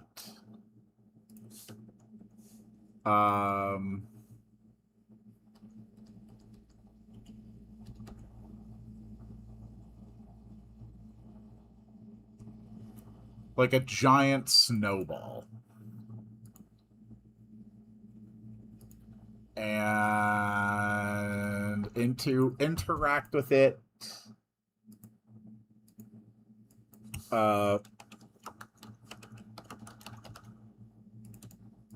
then it'll be like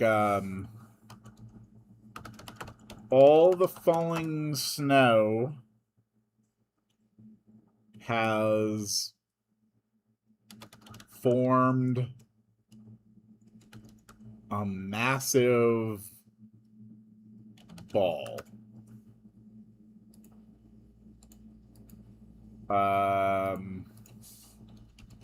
Inside the snowball, you found a bottle of Diet Pepsi.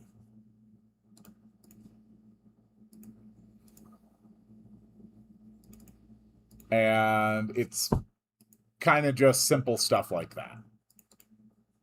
So we can have one here. We can have one here. This one will give you like 2,000 bottle caps. You found 2,000 bottle caps.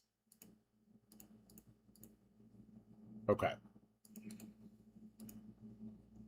And then out in the jungle area,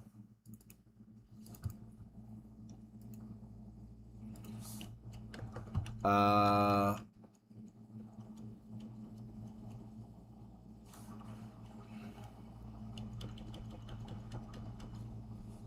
don't know. Why not just have an NPC hang out?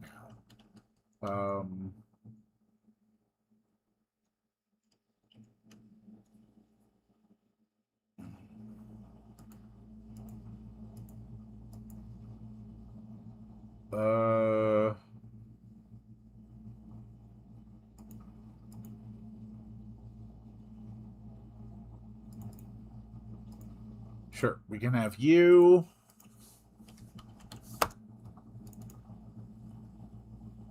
And you.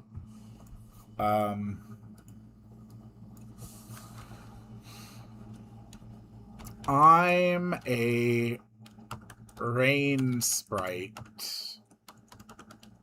We only come out when it is raining. Each time you find one of us, you get a reward. Okay. And then what'll they give?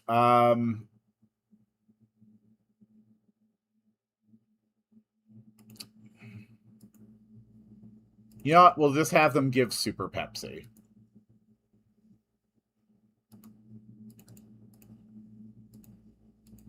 A Super Pepsi.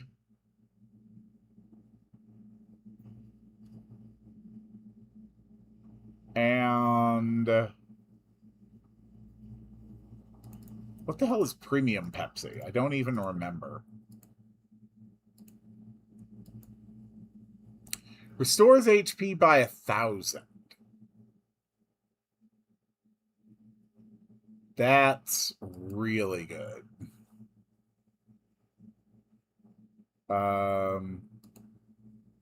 Oh, Super Monster. Okay.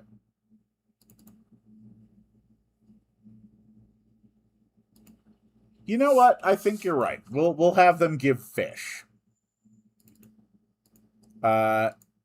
Each time you get this, you get a reward.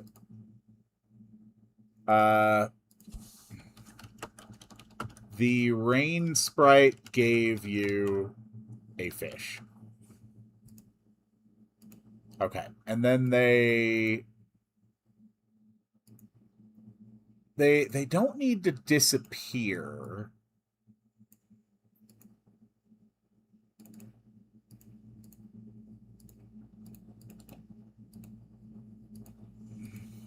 they'll just say,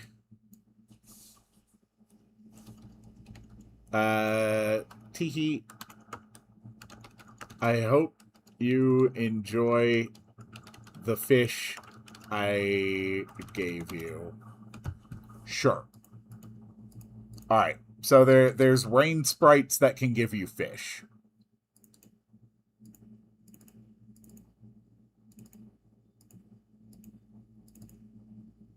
And we're not going to have a bunch of them. We're just going to have like one on each continent. So we'll have the other rain sprite here. There we go. Okay. So we plopped a few weather-activated events in the overworld. I can work on this a little bit.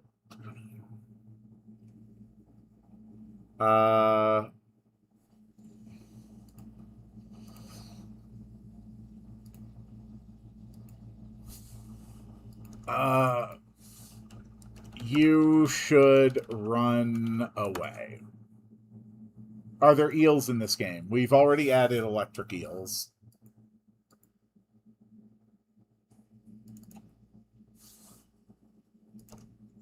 Actually...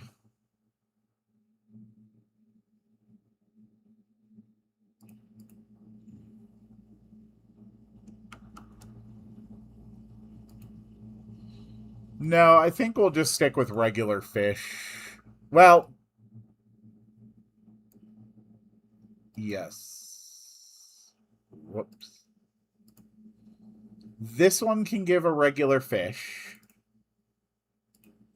Give you an electric eel.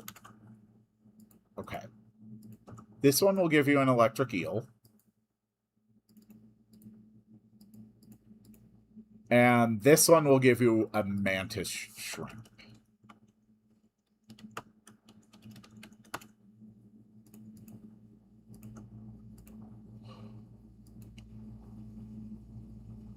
Here we go.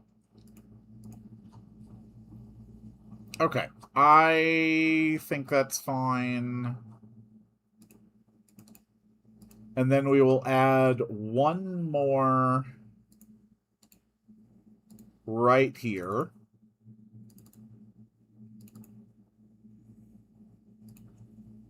And this one gives you a frozen fish.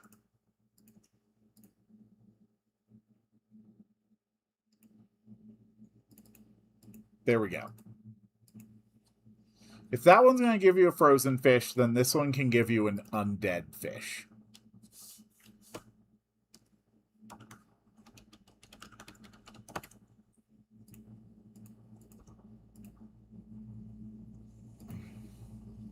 There we go. Undead fish.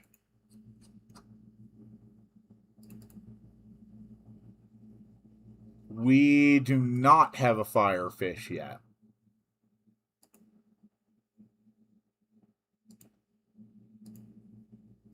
But I can put another one here. This one will give you an axolotl.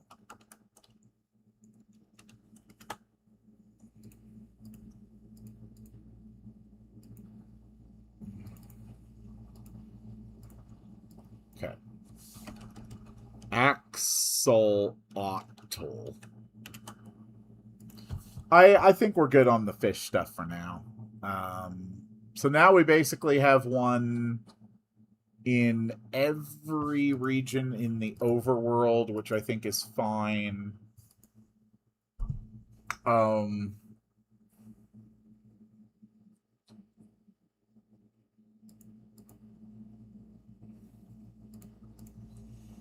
Okay. I think in the interior we should have one last Fae. They're stepping, and they are going to say, this dragon has been blocking access to the spire elevator for weeks. you shouldn't try fighting it unless you are an expert dragon slayer. And then this one we're actually going to have some extra dialogue for once the gods are dead. The extra dialogue will say, I have heard that there is a dragon slaying prodigy living in Glarf. So at every point that the guardian dragons block access to stuff in Act 4, there will also be someone who is specifically saying, go to Glarf. So that's how it's going to work. You start exploring in Act 4, you find places that you can't get into because of the guardian dragons, and they direct you to Glarf to get Timmy, and once you have Timmy, you can access all of the Act 4 stuff by defeating the dragons. And we are going to make this one Guardian Dragon easy.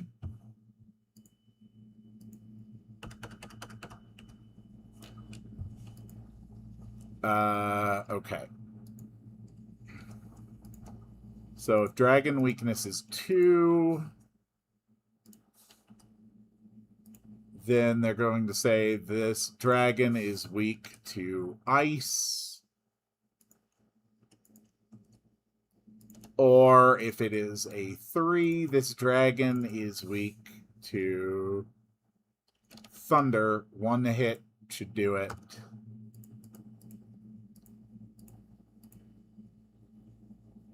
What term do I actually use? Lightning? Okay. This dragon is weak to lightning. 1 hit should be enough.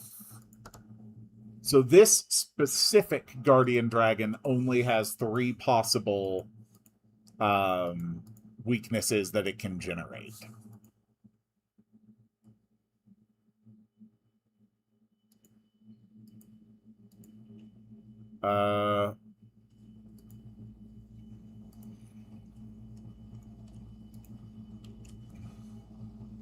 Okay. But when we first activate this, it changes the dragon weakness variable to 0. Then if Timmy's in the party, it generates a random weakness. So other guardian dragons will have other weaknesses. So that is fine. We've got enough people mentioning that we need to fight a dragon, that we need a dragon slayer.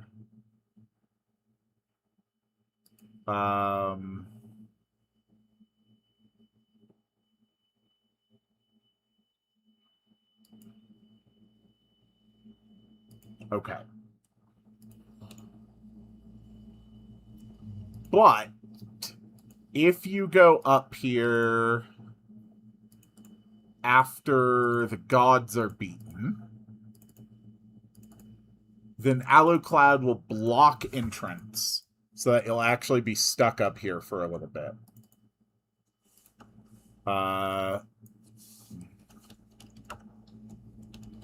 These paltry beings do not appreciate all that I do for them. Well, no more. I am sick of being ignored and unappreciated. I will slay the beast in this tower by myself. It'll be like just as soon as I am done taking my smoking break. Okay. And then he also disappears from the home. So basically, you'll team up with Legolas up here. So in Act 4, you'll come up here. And then you'll team up with Legolas to do a quick thing to get Alucloud out of the way.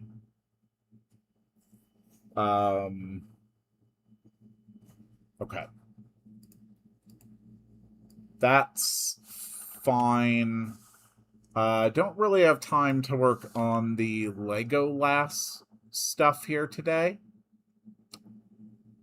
But for the next stream, we're going to finish making all the Guardian Dragonson's weaknesses.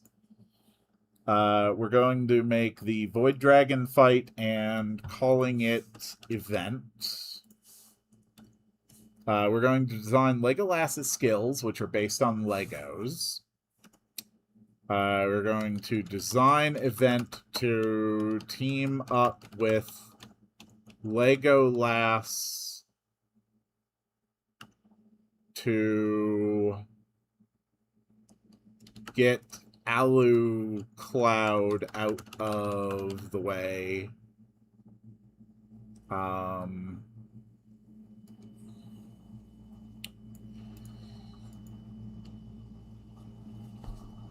Right, and I also need to design the lower spire.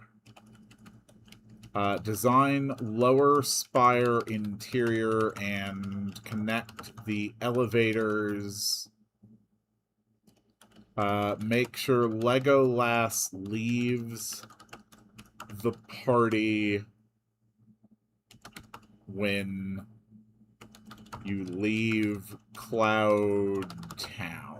Okay. So that is what we are going to do on the next stream. I think that is going to be it for today. So thank you all so much for coming.